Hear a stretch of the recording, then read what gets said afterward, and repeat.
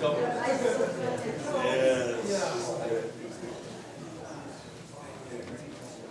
Motion to return from recess. Moved by Councilor Rouse. Is there a second? Second by Councilor Zelinski. Any discussion? All in favor say aye. Aye. Opposed?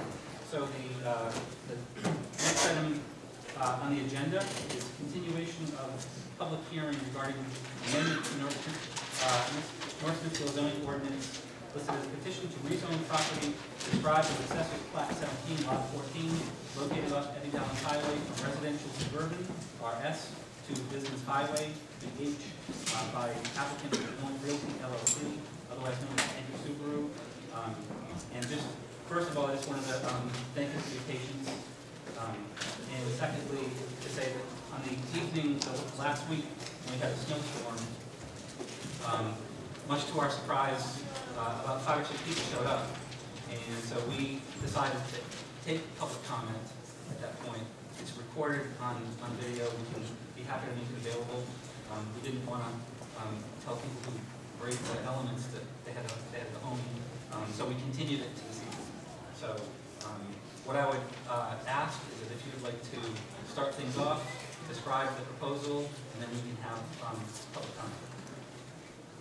Sure. Mr. President, members of the council, my name is David Igliozzi. I'm the attorney for the applicant, which is Benoit Realty LLC, which is the real estate holding company for what is more commonly known as Anchor Subaru. If the council would indulge me, I try to expedite our presentation. We have a brief package which has all the information that has been circulated to both the council, the planning department, and the planning board, and the town solicitor on prior occasion, but for purposes of the public hearing, it's one complete package that I wanted to introduce in the record. If I could do that, and then I would have a brief PowerPoint presentation by our engineer in charge of the project, and then all the other documents that I'll talk about in the package. We have all the experts here available to take and respond to any questions of the council or public comment, as opposed to just having them go beyond that. If you're indulged to proceed that way, at least I think I can keep it concise. Everybody will answer all the questions, we'll present everything.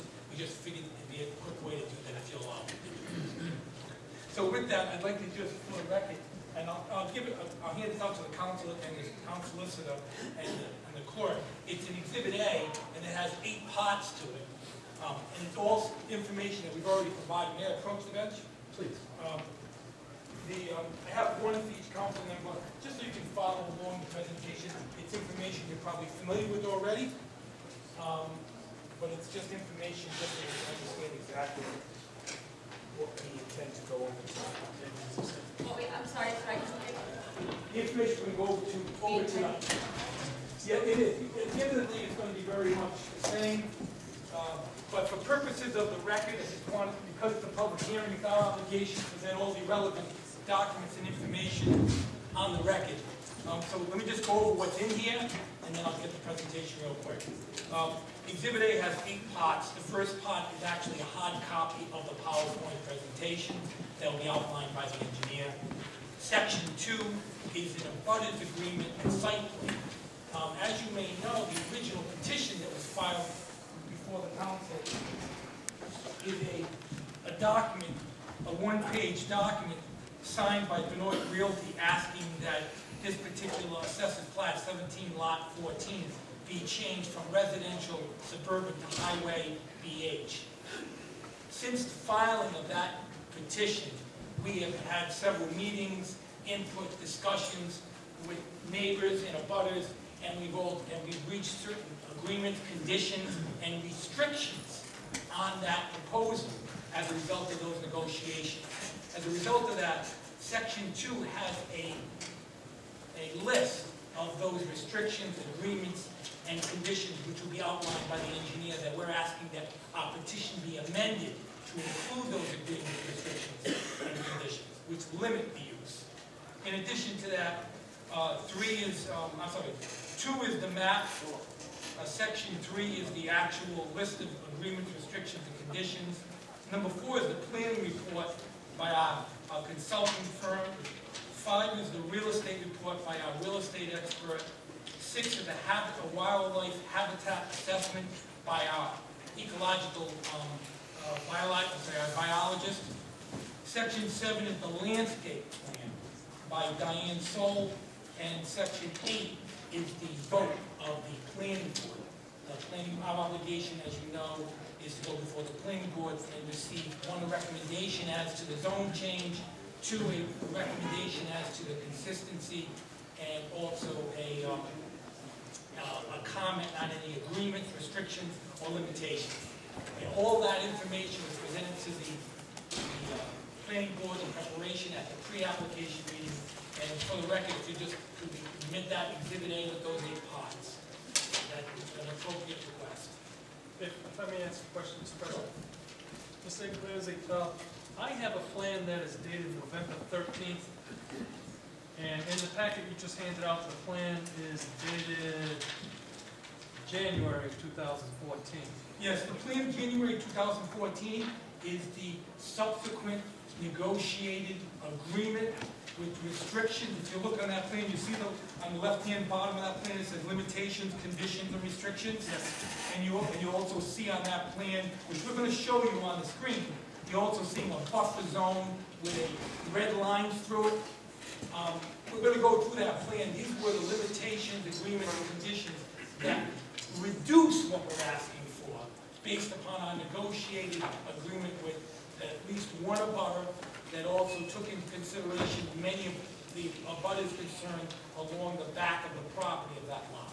Okay, I appreciate that. I just wanted to draw your attention to November 13th. The plan is stamped and signed by Joseph Casali, who's a registered civil engineer. Is Yes. Mr. Casali here? He is. All right, Mr. Casali, All the experts are here.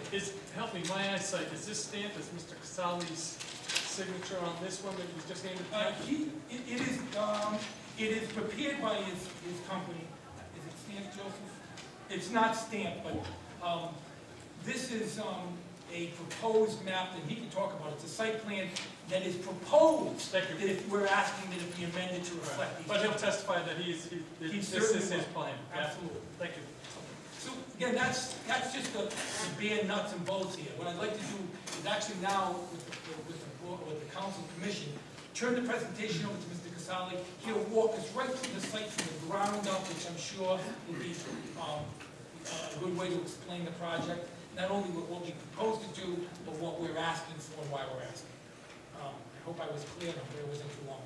Any questions from the council? And everybody, all the experts that are in this plan are here tonight, will be here to answer any questions when Mr. Casali's finished. Mr. President, members of the council. Can we just ask one, I'm just sorry, Mr. President, I just want to ask one more point of order. Does the council at the public meeting, unlike the zoning board, do you qualify all your experts, or do you just accept comment on the experts as a public comment? I don't know what your procedure is. I looked, I couldn't see it in any information. Colleague to the right. In the past, Mr. Iglesias, we've just taken comment. The That's zoning board will ask them to accept this. All right. Again, I'm not going to go through that formality, but if you want me to, I can do that with each person who testifies in their official capacity. They're here in that capacity. Thank you. So, Mr. President, members of the council, first of all, good evening. My name is Joe Casali. I'm a registered professional engineer with offices at 300 Post Road in Warwick. And if I may, as Attorney Iglesias alluded to, we're going to go through a quick PowerPoint presentation and sort of build the site up from, as he said, from the ground up. If you look at an aerial, you all know the site with frontage on 146. You see where Sales Hill Road is and Old Sales Hill Road in the back. That perimeter, that outline, that encompasses all of the parcels owned by Benoit Realty. And you can see, Mr. President, it's actually a compilation of 10 interior plats and lots. We're specifically here tonight asking for the zone change on this 10-plus acre parcel, also known as Assessors Plat 17, Lot 14. When you look at the zone line, you can see the suburban residential zone and the business highway zone that's right here in the front. Looking at the campus, we see the existing Anchor Subaru dealership. We also see the existing Nissan dealership.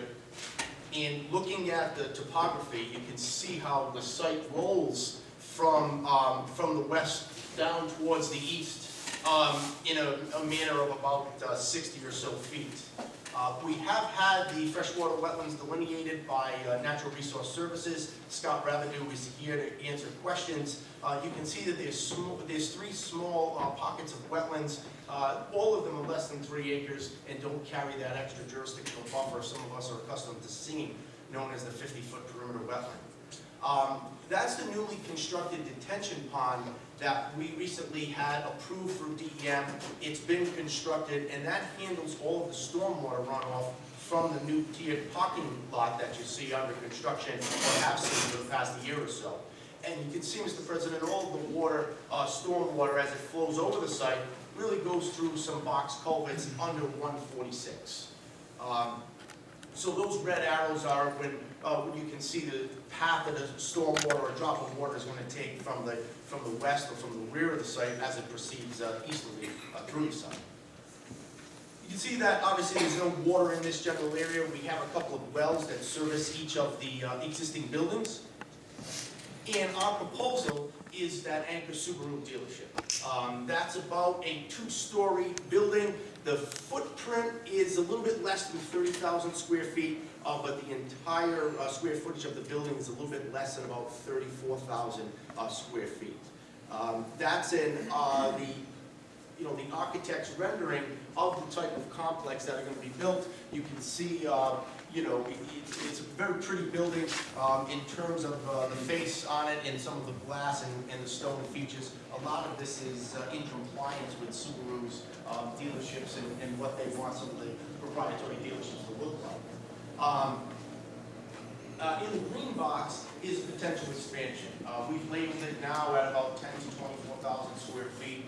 Right now, there's no plans going forward. I just want to lay out sort of a master plan of the complex. Part of the description of the neighborhood agreement is the applicant has stipulated to a 35-foot no-cut buffer, conservation easement, and habitat preserve. So basically, 35 feet from that rear property line will be put into a conservation easement, recorded in the land evidence records, and in perpetuity could never be cut or built upon in any way.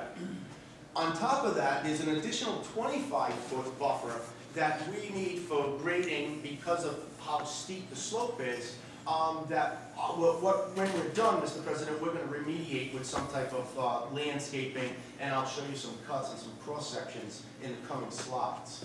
And furthermore, on top of that is an additional buffer that will restrict any type of commercial building structures.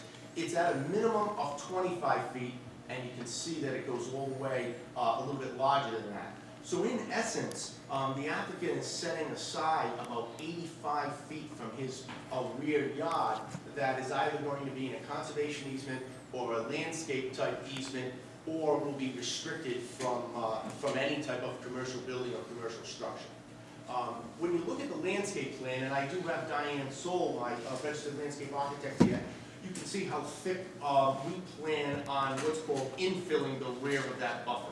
When we've taken the site walks with the planning board and so on and so forth, we realize that there are canopy trees, but that visually the residents can see the property, and frankly we can see the residents. And so our attempt is to infill this area so that we have all different type of trees and plantings here that are deer resistant, that are natural to the area, that will give us that opaque type buffer that we strive to receive.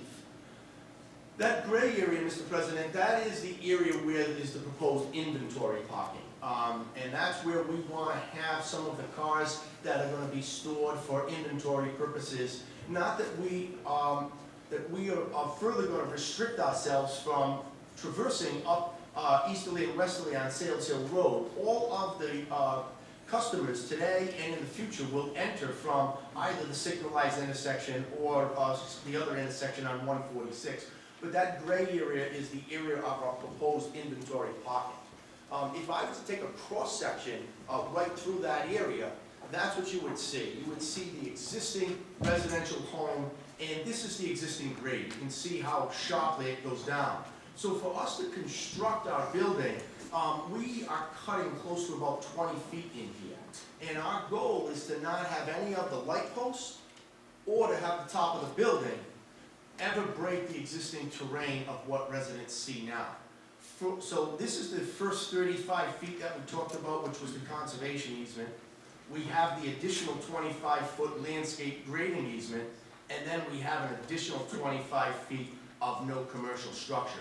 So there will be vehicles parked over there, and we will provide at subsequent stage, and we'll obviously need to stipulate a condition of approval that there'll be a photometric plan showing that there'll be no light pollution leaving the property, just like there'll be no adverse effects from drainage.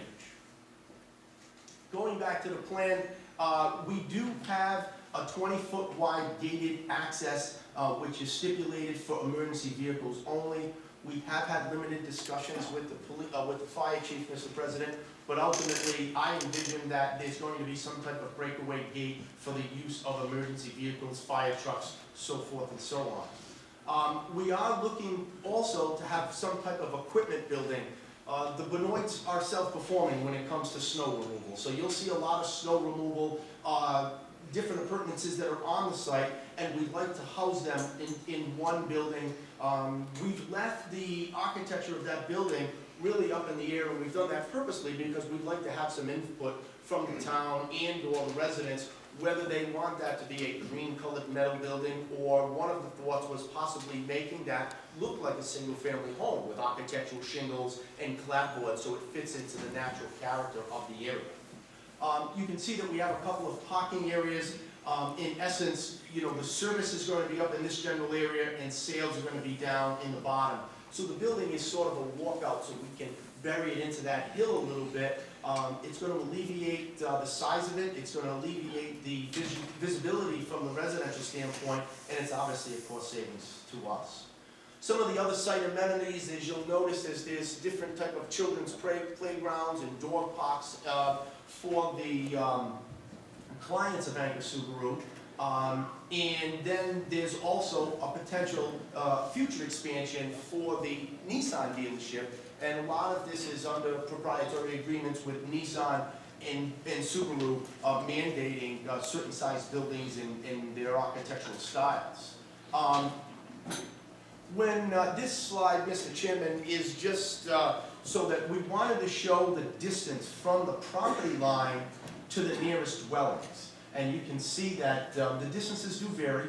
Anywhere from 97 feet is, I think, our closest, all the way up to about 270 feet back in this general area. But when we take that, not the building area, but when we take that landscape buffer, you see that we've increased the distances from the dwellings to anything other than the landscape buffer by an additional 60 feet. What we're here before tonight, Mr. President, as Attorney Igliozzi alluded to, is it's really we're focusing on this one parcel, which is Assessors Plat 17, Lot 14, to be changed from that RS, that residential zone, to that business highway zone. I just wanted to lay out some of the master plan and some of the visions that we have for the parcel and why the necessity for the zone change. And I also want to bring to the council's attention, because it was a little bit confusing earlier on, that Assessors Plat 17 and Lot 138 is not part of the zone application. We're not asking to change that zone. That's currently zoned residential suburban, and it will stay that way in perpetuity. There was actually talks about also making that part of the conservation easement, which I'm sure we're very amenable to. In terms of the actual engineering and will this site work, we're going to have different type of what we call best management practices to comply with DEM's regulations, such as swales and catch basins and so on and so forth. We're going to have different type of stormwater management areas that will eventually go into the existing catch basin and under that code of 146. All of this is going to be subject not only to your planning board's review and approval and any engineering consultant, but also through the Department of Environmental Management. We have 3 permits we'll be getting from the state agencies, and the first one here will be a freshwater wetlands permit from DEM. In terms of septic, we'd like to have a community type system where you see, Mr. President, we've got maybe 3 different septic tanks into 1 pump station, and we're looking to locate some of these fields. Wherever, when we start testing the area and DEM starts working with my office to witness the soils, we'll be putting these septic fields in the best locations that we can to have proper separation from the existing wells, from some of the proposed wells, realizing we're in a groundwater overlay district, and that's why you see there what's known as a bottomless sand filter. It's in the industry, it's the Cadillac of septic systems, so to speak, because of the additional treatment that it provides, including denitrification. Including what? Denitrification, I'm sorry. We also are showing a proposed cistern. We anticipate in discussions with the fire chief that he's going to want some type of first defense there and have a 10 or 20,000 gallons of water in the ground should he need to relocate some of the fire apparatus to sprinkler that building, or should there be any type of emergency event. Permitting process, obviously we're at the very beginning. We had a pre-application meeting, as you all know, before the planning board on the 16th of this month. We're here before you this evening.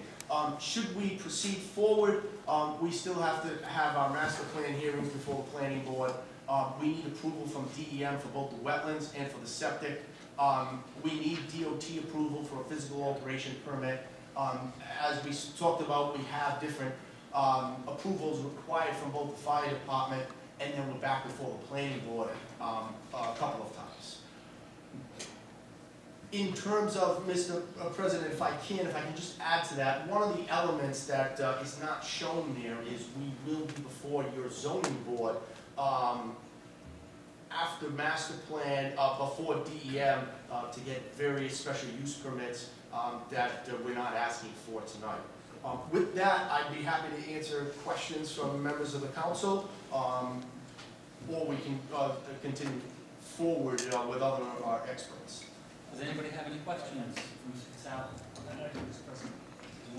Mr. Casale, a lot of information, thank you. You spoke about Assessors Plat 17, Lot 138. Can you just point to it? I was trying to scan the 2 plans I have, and I couldn't find it. It's lot 138. It's this long linear lot. It's about 50 feet in width. So it looks to me like, there's no secret. This lot must have been cut out to have access to this 10-acre piece, because it's as wide as the right-of-way width required by your planning regulations. So it's not wide enough that we could ever put a single-family home there, but it would be something. Let's say, and hypothetically, if this were to be developed as residential use, you'd probably have a roadway that would cut right across, right through there, with houses on the inside and outside. So I just want to make the neighbors know that we're not asking for that to be changed to a business highway zone. There's nothing planned for that portion of land, certainly no activities that would be allowed in the business zone, such as what Anchor Subaru currently does today. So is that one, see on both plans I'm looking at, it's identified as 273. Is it 138 or 273? That's why I couldn't find it. If you want to approach it, I'll show it right to you. Yeah, I've got the same thing. It may be it could be a simple typographical error. I've got the,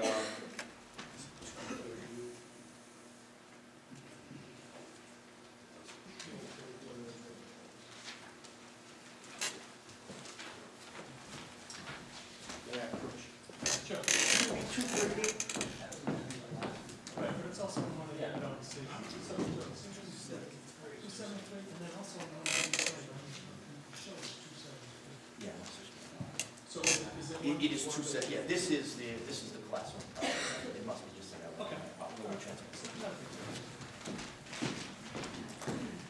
Further questions, Mr. Flower? Yes. Mr. Casale, there appears to be a 90-foot wide access road, but I heard you spoke about it being a gated road at 24.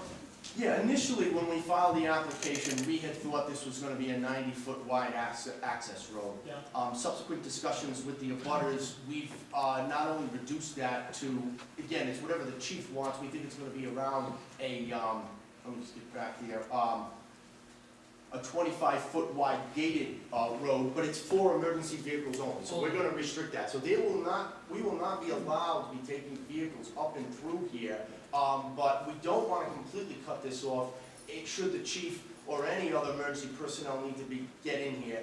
So it's gonna be some type of breakaway gates, for just vehicular traffic for the emergency vehicles, an ambulance, a fire truck, ladder, something of that nature. With the cistern in this area, I would assume that the pumper truck is gonna probably station in between the cistern and the building. So he can, 1,000 gallons? yeah, 10, it may be 20, depending on the size and the makeup of the building. We haven't gone through the calculations yet. All right, following up on the 90 wide axis, roughly the elevation over there on the northern section is roughly 400 feet. Yeah, you're running about So 410 in the back. 390, 10-foot drop? on Yeah. that? Okay. Now, if I'm looking at Assessors Plot 17, Lot 276, there, my eyes aren't as good as they should be. But I'm looking at, I'm thinking the elevation at the end of their lot line, somewhere to 400 to 402 feet, is that Mhm. correct? Yes. Is that buffer going to be built up to protect the vision of that lot? I don't know who the owner of record is there. The same thing, I think the same thing would apply. When we talk about the buffer and the vegetation that's being proposed, with a two-story building, I'm gonna skip to the chase, with those folks that abut it, are they gonna be able to look up, I don't want them to be able to see it, when they look out their back room or back windows, are they gonna be confronted with that? I see the visual, Yes. but I'm also working the elevations on the plane. When- So, when can we- you explain that a little further so I can understand it? Of course, when we took the sidewalk with the planning board, what became evident to us is, right now, especially in the winter months with all of the trees losing their leaves, a neighbor right here from his or her property line can see clearly across the complex and right across 146. Yeah. With the topography, the way it's moving in a southerly to northerly direction, initially we had thought about putting high berms over here, realizing we were going to keep what I call chasing grade. The only effective way for us to really provide visual, to screen the neighbors from that is for us to infill. So we know that there's existing canopy trees in this area, and we need to infill this lower area so that they can see some type of buffer more than they would see today. It's our intent to further cut down both the building and keep the lamp, the lighting posts lower than the existing grade, but without that type of infill, they would still be able to see over there and see the top of the building. And I say that respectively, Councilman, as much as they don't want to see our operations, we don't want to see and be in part of their visual operations. It's mutually beneficial for us to separate ourselves visually because of the dissimilar uses. And the best way we found to do it is to have a good, solid landscaped area. So following up on that 90-foot, you referred to as a wide access road. Would there be parking? Now, I understand that the vehicles are going to enter off of 146, but such as the trailer trucks are carrying vehicles, would there be parking over there of those semi-trucks? Yeah, well, not for the semi-trucks. The semi-trucks, we recently just designed the area down here where the semi-trucks can pull in and safely load and unload. That was really the precipitous of that parking area, is the trucks were on 146. It was dangerous because they were loading and unloading. Now we have that turnoff area where they can safely load and unload. We can put all of our vehicles here that we want people to see. However, we can have more inventory storage up in this area. So while this purple designates, that additional 25 feet designates the restriction of not putting a commercial building, we are proposing to put parking in all of this gray area, which also encompasses the purple area. So you will have cars right up, you have your first 35 feet and then the additional 25. And even though we have another 25 foot, making it 85 feet of buffer, we will have cars right up until about that 60 feet. So if we're looking at it, let's say in that cross section again, You'll have the first 35 feet of the landscape, that conservation easement. Then we'll have, that's our grading, the 25 feet. Those are 10-foot walls that we need to have the walls. And even though, Councilman, this additional 25 feet, we further restricted that we can't put a commercial building in there, we do expect to have vehicles over there. And with the sighting of the landscaping, it's our intent, again, just not to have them see the operations any more than we can see their personal operations. Another question, Mr. President.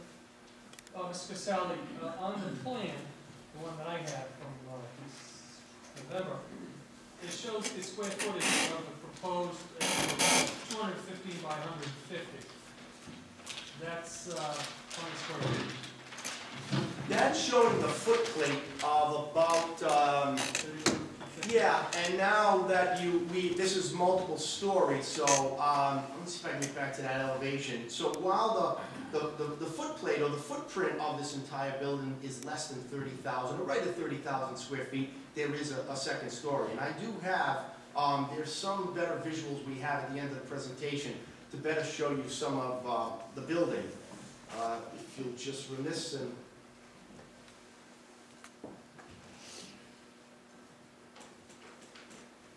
yeah.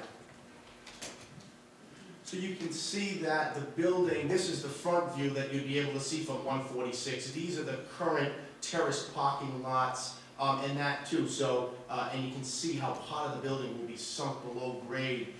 The positioning of the building was a very difficult portion of the design because we had to get this building back in an area where we're not exceeding 10% slope, so we can get an emergency vehicle to it. Yet, if you were any closer to the street, you had, 15 and 20% slopes, and if you were any farther back, the way the land climbed, you also had the slopes. So we're very limited in the area we can put that building and safely accommodate an emergency vehicle. No plan to ask for any exception to a 30-foot height building? No, there's no need. We want to, as you can see, in some of the rock we've made use of out there, we anticipate the site's going to be homogeneous from what we've seen, and we're going to encounter more rock. So we've got to sort of build this into the slope a little bit. I use the term sort of a walkout, or really to drive on it. Last question. Yes, of course. You're looking for a variance for extraction of red products. Is that, you said you'd be chasing grades. In essence, are you going to try to make it a balanced site for whatever material to build? We are, and if we need to seek that variance, we're going to seek that a dimensional variance, it's a special use permit through the zoning board. It's the material for us, unfortunately, is not good bank run gravel. It's not a commodity. It's not a gravel bank that we can start selling this stuff at 15, 18 bucks a yard. It's real tough rock that we have to get out of there. So we're looking at some different options to maybe use some of that stone as our sub-base, or possibly use it in some of the walls. We were looking at maybe preliminary discussions of scooting this building over.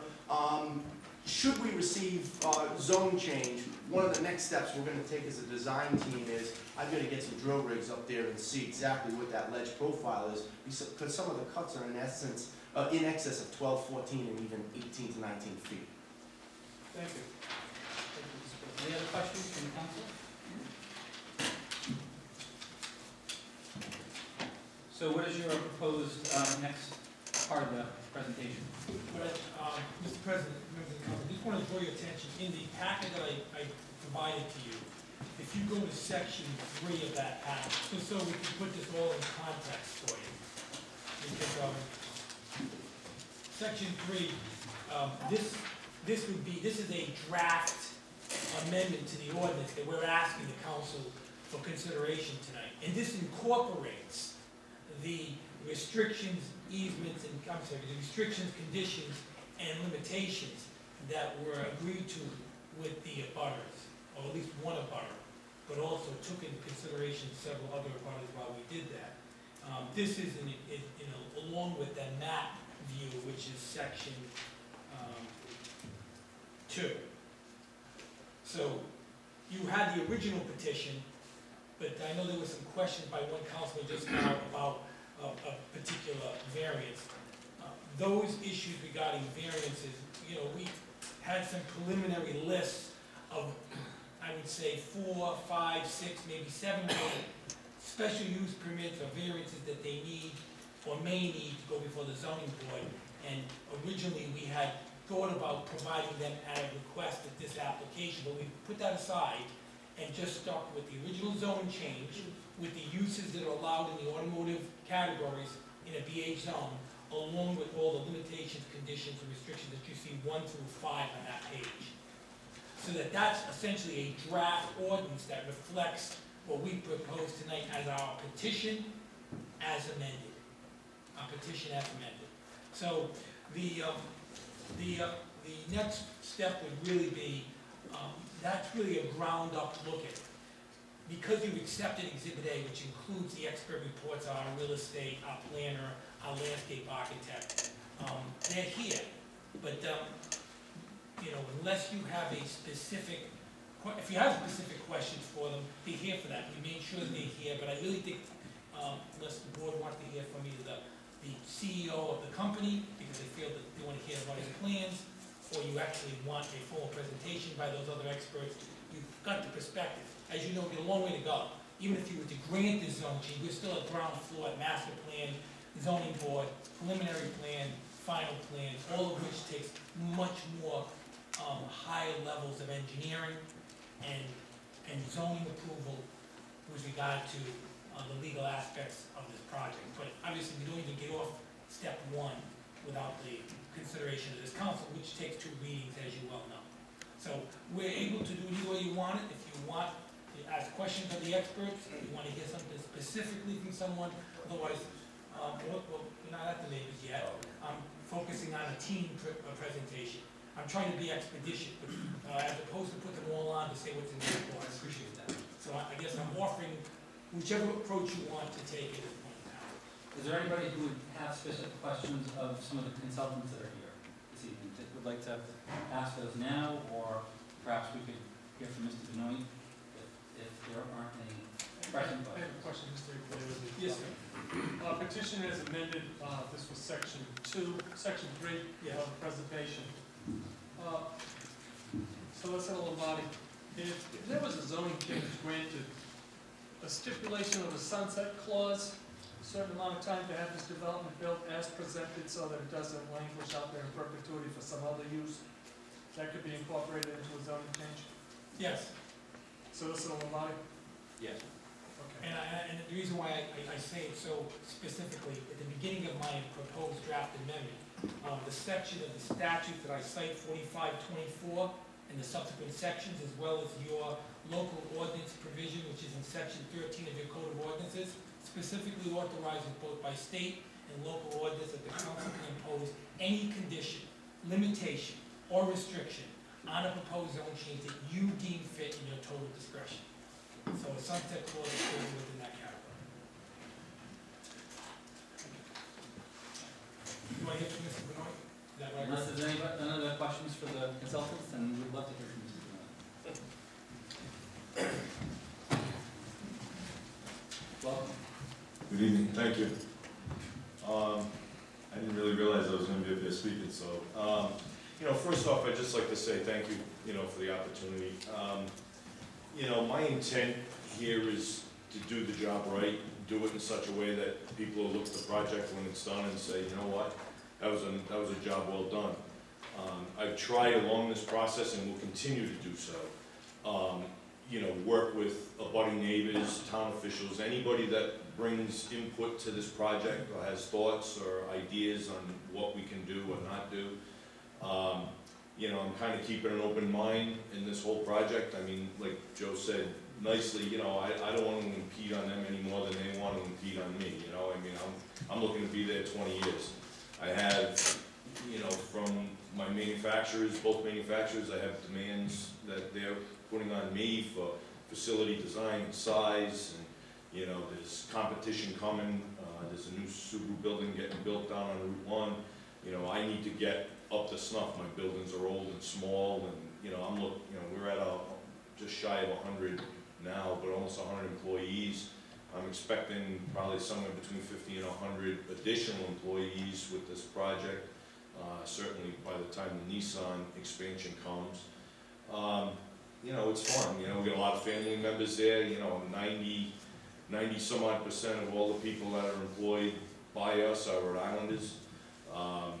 You know, 80% of them live in a, 5 to 10 mile circle of dealership. You know, it's fun, it's what we do. I spend more time at work than I do at home, so, you know, I wanna do it right, and and I wanna, like I said, take everyone's input in consideration. You know, obviously, as we get more facts and information, you know, once we get the ledge and kind of figure out what's usable, unusable, you know, we're gonna be communicating with everybody, having, butter meetings at the dealership, just, going over what we got and then coming to master plan with something, kind of like what we did here. Whereas, a proactive approach to, look, this is, an agreement that we had, and hopefully this is good, and I think it was certainly out of the box, above and beyond probably what most people were hoping for, at least at this stage. So, and I'm expecting a lot more conversation, but, I look forward to many years in North Smithfield, and we're here, my family's here, we live close, we all live in Cumberland, so hopefully we can get to North Smithfield someday. But, like I said, I look forward to a cooperative effort in getting this project done. Thank you, sir. Does anybody have any questions of Mr. Benoit?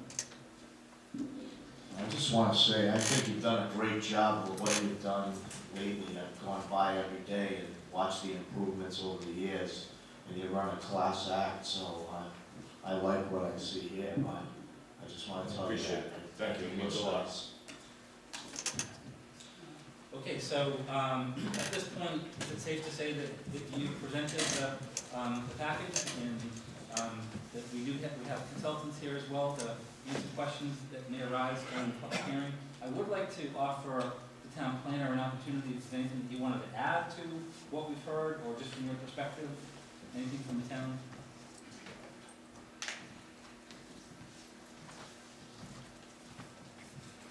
Erickson, just one issue.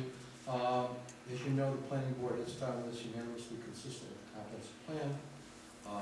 However, there is case law in the past couple of years that deals with the future land use map.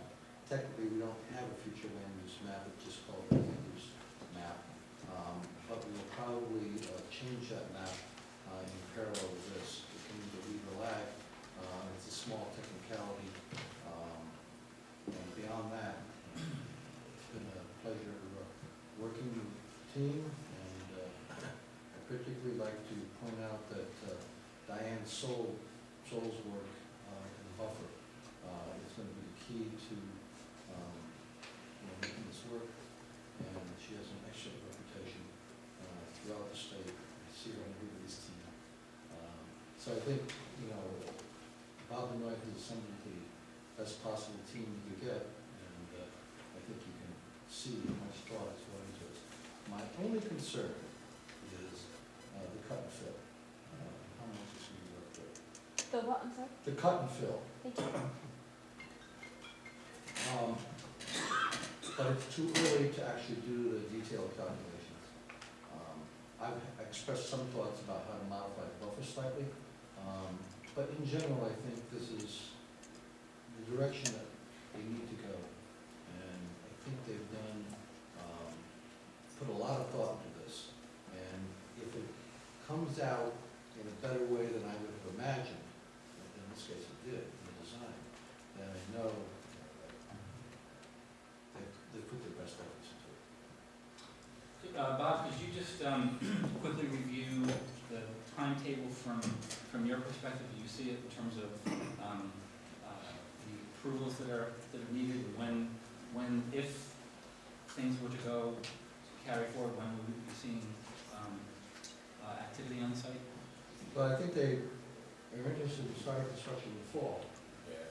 So we would obviously like to get there in plenty of time for that. This still has another hearing night to go for second reading. Then they would come back to the planning board for master plan approval.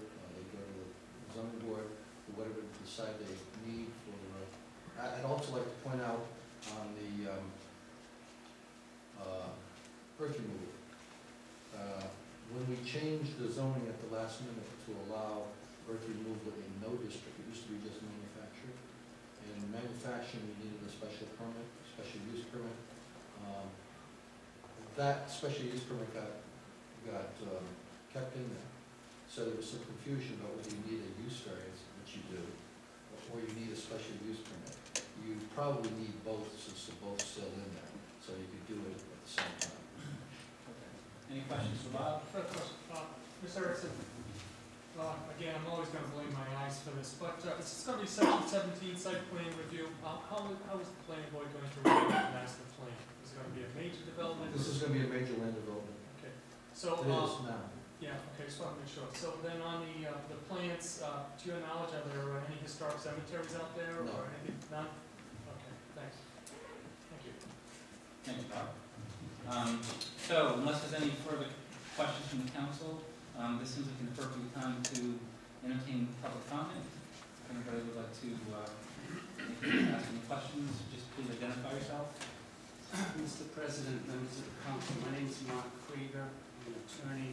The office is located at 132 Old River Road in Lincoln. And I want to tell the council that I've been battling the flu for the last few days, so please bear with me. I'll try to be brief. In fact, if it were not for the tremendous amount of cooperation and assistance that I've received from Mr. Benoit and his team, I probably would have opted to stay home. But they've been very good to deal with, and I wanted to bring that thought to the council. I represent Gail Christie. Ms. Christie is the owner of 158 Sales Hill Road. And Mr. Casali will point out, she's the butter at the southwesterly corner. And you didn't get the full presentation that the planning board received, but her home is actually 97 feet from the property line. She is the closest butter to this project. So I want to stress to the council that although I believe Ms. Christie's interests and concerns are similar, if not identical, to the rest of the neighborhood, I do only represent Ms. Christie, and I'm only speaking on her behalf. So, Ms. Christie had, actually Mr. Fanoff and some neighbors had a neighborhood meeting, which I attended with my client, and listened to their concerns. And subsequent to that meeting, I contacted Attorney Igliozzi and brought out what I think are the major concerns of the neighborhood. Initially, Mr. Councilman Walensky even said the preliminary plan that you received for the application showed a 90-foot access at the top of Sales Hill Road. So naturally, the concern was that there was going to be traffic entering from that top of Sales Hill Road, traffic consisting of customers, trailer trucks, delivery trucks, and so forth. But the applicant has made clear, and the revised plan shows that they have no intent to access that upper part of the property from Sales Hill Road. In fact, you have a sign at the very bottom that says it's closed to large truck traffic. And Attorney Igliozzi, working with the fire department, has presented a plan that only involves a fire department mandated ingress and egress that would have a breakaway fence, so there would be no access from that upper property boundary. The second most important concern of the neighborhood, and my client in particular, is the visual impact. When they look out at their homes, what were they going to see?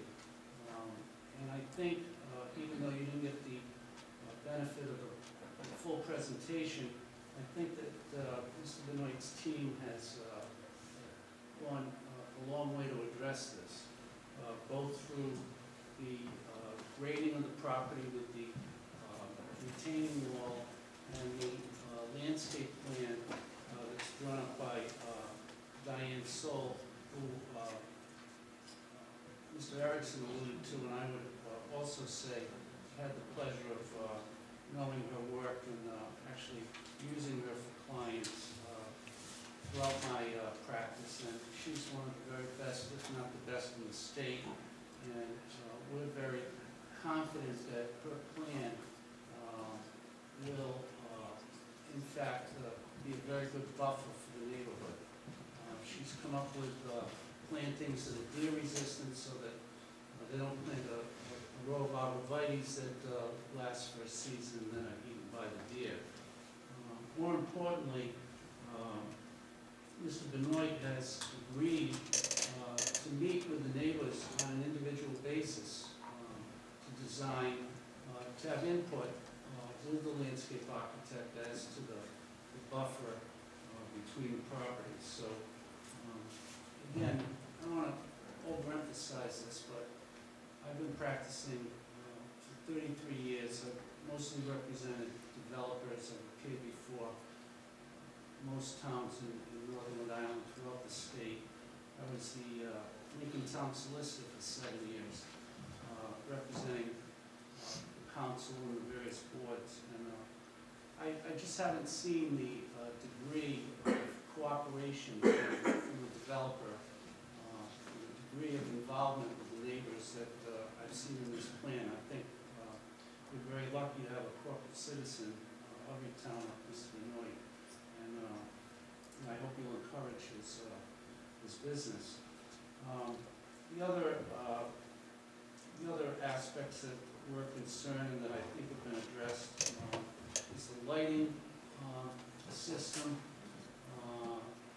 Neighbors are concerned with spillage onto their property, but with technology the way it is, that can be adjusted through their plan, and I think the plan is actually to put the lighting below grade, below the retaining wall, so that there should be, all the light would be directed onto the applicant's property and away from the neighborhood. My client was concerned about the noise aspect. Would there be outside speakers where every 30 seconds they'd say, call on line 2 for service? Again, all of these things are shown in the plan on the left-hand side as agreements and restrictions. And they've agreed that there would be no additional loudspeakers or anything facing the neighborhood. Last but certainly not least is the future use of this property. Again, I think they're a very successful company. I don't anticipate that they're going to be going to this expense and then turning around and selling the property in the near future, but one never knows. I know my client, and I heard from the neighbors are concerned, what happens when they're no longer dealing with Bob Benoit and his family. And I think, again, that's addressed, or will be addressed with the restrictions and agreements, in that the council is only going to, and your other boards, the zoning board, are only going to allow certain uses on this property. The neighbors, the neighborhood is concerned that there not be another, I'm not even going to say the word, but another big box development going up on this property. So if the council, in their wisdom, sees fit to grant this zone change, my client would ask that that zone change incorporate the agreements and restrictions that Mr. Benoit and his team have agreed to in their negotiations with us. They've agreed that these restrictions would be incorporated on the plan, which would be recorded, and would also be the subject of a separate restriction and easement document that would also be recorded in your land evidence records. So again, they've been they've been more than willing to meet my client's concerns. Again, you'll hear from the other neighbors, but I think our concerns are similar.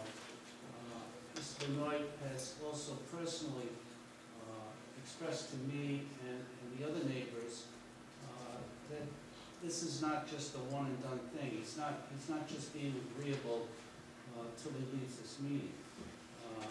He's willing to listen to my client's concerns down the line, and I believe he's a man of his word. And we trust him, and that's why we're here. I've been directed by my client to come here and support this plan wholeheartedly. Thank you very much. Thank you, Mr. Krieger. Would anybody else like to offer their comments or ask questions? No? I just have to ask you to step to the podium, please, and identify yourself, including your address.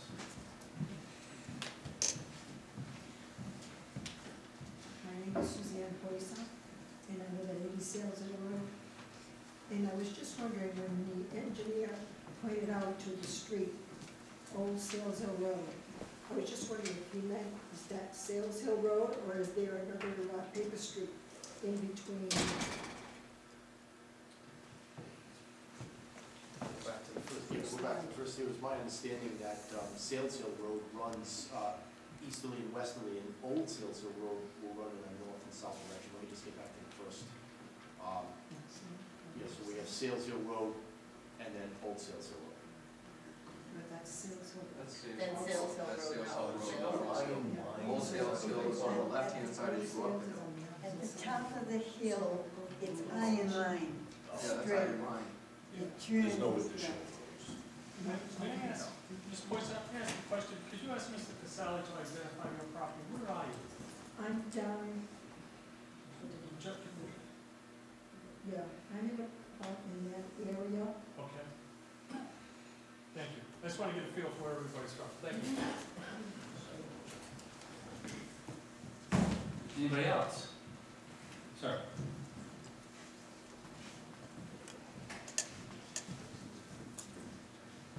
Hi, I'm Michael Thompson. I live at 152 Sayers Hill, which is the second property on the right as you go up the top of the hill, just as you turn on to Sayers Hill Road. So we're right directly behind Anchor Subaru. We abut against their property. I had a few questions, and I hope you don't mind. One of mine is, if they're going to be cutting in to the ground to cut down to make, I'm assuming they're going to have to be doing some dynamiting or some blasting of some sort. So one of my questions is if you're going to be doing this, how long is this process going to be, and what effect is the dynamiting and blasting and the construction going to have on our property and our water tables, our wells and stuff that are drilled? If they're starting to blast down there and I have wells and it disrupts my water, who's going to be concerned about my well and what I've got to drink and how I get it? You know, we also have septic systems up there. If they start dynamiting and the ground's shaking and they're doing this much construction, what's it going to do to our leach fields and our septic systems and our septic tanks that are in the ground and stuff? As far as the, and I don't know if you want me to do one question. Well, it might make sense to do one question at a time, so Mr. Casale, it's a good question. Sure. The process will be very similar to the process we encountered when we built the parking lot in this area. Obviously, we expect to encounter ledge, and I think it would be a disservice to just constantly hammer ledge day after day. It'd be a very long, noisy process. We are going to seek a blasting permit from the State Fire Marshal, and the key to any blasting operation to protect both the blasting company, the owners, and any of the abutters is to have a good, solid, detailed pre-blast survey. So that way you can compare what the conditions were like pre-blast and post-blast. And you'll see that we'll follow the same standards and procedures that we followed on the initial project with the parking lot that we'll follow here. Could you also speak, Mr. Casale, or perhaps somebody else could, to the issue of liability, should there be a discrepancy between the pre and the post? Yeah, I mean, my understanding is those blasting companies carry serious liability insurance like all of us professionals do.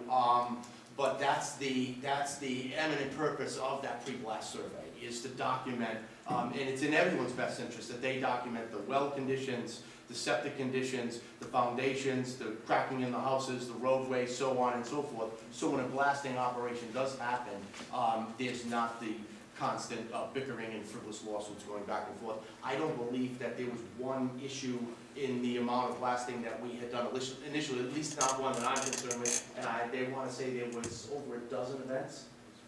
I'm just saying, you're talking about a 35-foot buffer and then a drop. So you're talking about blasting within 35 feet of my property line. That's a lot closer than that parking lot that's down at the bottom of the hill. Mr. Thompson, could you use Mr. Sal's name and point the property? Sure. Just use a little red. It's right there. The second plot on So that's. 152 Sayers Hill. You're north of Gail Christie, correct? Is Gail Christie your neighbor? She's my neighbor. Okay, thanks.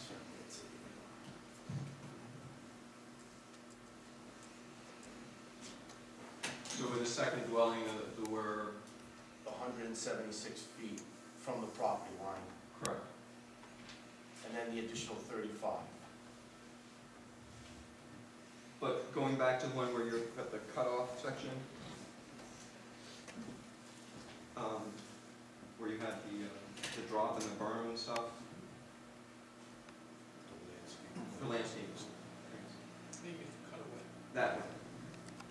You've got 35 feet of trees, and that next section right there where you've got that 25-foot grade, you're going to be blasting up to there. We could be blasting in that area. Could we? It depends on the ledge. That doesn't drop like that naturally, so. No, it doesn't, but it depends on the ledge profile. That may be dirt, it may be ledge. If it's ledge, we could be blasting. Trust me, it's ledge. We could be within 210 feet of the.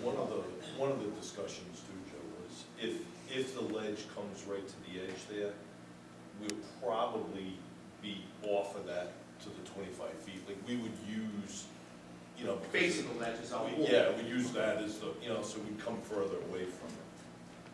Further away from the residential property. Yeah. I'm just, I have a dog that gets freaked out if it thunders and lightnings. You go through a couple of weeks where she's gonna be Yeah, on, well, that, you she's know, gonna be on that's, Valiums. you know, that's a good point. And the other thing I should mention is, you know, when we did the other project, we were somewhat surprised in where we were.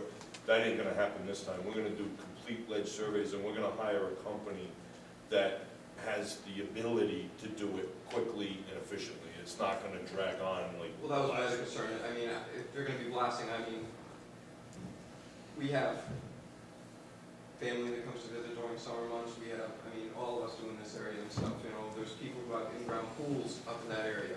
You start blasting again, in-ground pools and stuff like that are setting ground. Yep. I'm just concerned Yeah, about all we're of our gonna be, neighbors. we're definitely gonna be conscious of that. I mean, like with best case scenario, it's gonna be the fall, you know, I would think by the time we get rolling. You know, our plan, providing we can, there's a few things to discuss there, but, you know, certainly like all the infilling and stuff will probably get done first. You know, like I'll have Diane work with everybody and we'll start that process. Well, that was my other question, the infill. How long, because I mean, like I said, right now, my wife and I, we look out our backyard and we look at your spotlights. And that's, Right. I mean, it shines in my son's bedroom upstairs, so I have to keep shades down facing the backside of our house during the winter months. During the summer months, I'll be perfectly honest, with the vegetation and stuff, you can't see anything. But during winter months right now, you know, we have to basically pull the shades on that whole side of our house that points towards 146 because all I see are bright lights. The other thing, with the parking that you were showing me. To answer that, the intent is to have full-time, like when we were out there on that Saturday, what we've noticed in the grade is that the houses almost look out to the tops of the trees. Yeah. And the problem is when you lower your sight line, that's when you can see through. So we're gonna look for year-round greenery and infill from the ground surface to the base of those trees. Well, that's one of the other, how long is it gonna take to infill? I mean, you plant trees, and I'm all for the infilling because that will make a large difference, but how long is it gonna take for this vegetation to infill? Are we gonna be looking at a 2 or 3 year process for this stuff to grow in and fill in so that it actually is gonna be, That's a question for Diane. you know, I I don't know. mean, it's great that they're gonna infill, but if infill doesn't happen like that, it's gonna take time. And how long are we gonna have to be saddled with looking at something that we might not be happy with, waiting for this greenery to grow in? We have a landscape architect here, and Mr. Benoit pointed out, we'll have Ms. Sol step up for a minute, but the point you should be aware of that Mr. Benoit's position is that the architect would work with each individual property owner to maximize the screen from their point of view. And she'll describe that process. If you don't mind. Good evening, my name's Diane Solnay and Solon Associates, Smithfield, Rhode Island. And we are proposing, as it was mentioned before, an evergreen buffer consisting of trees and shrubs. American holly, which grows to 15 to 30 feet high at maturity, and white spruce, which is 40 to 60 feet high at maturity. The size of these plant materials when they go in will be from 5 to 7 feet. In addition to that, we're proposing some evergreen shrubs to infill at the lower area, and that would be inkberry and also mountain laurel. All these are deer resistant, quite hardy, natives in the area, and we will put them on a staggered spacing so they will infill rather quickly. And as Mr. Casali had mentioned in our previous meeting, there is an advantage to planting slightly smaller nursery stock because it establishes more quickly. It doesn't suffer from transplant shock and can really overcome the size difference in a few short years. So I would say that 5 to 7 foot plant material is of adequate size. It's going to be up to the lowest branches of the existing tree canopy, lower branches of the tree canopy upon installation. Question, thank you. The 5 to 7 feet, that would be the white spruce and the American holly, is that? That's what you're correct, looking yeah, at? and 3 to 4 feet with the inkberry and the mountain laurel. Thank you. I guess one of my last concerns was, I know they talked about noise suppression and stuff with outside speakers and stuff. First of all, a lot of us here that live on Sayers Hill have no idea what agreements this Mr. Sorry, I don't remember your name. Mr. Krieger and his client made.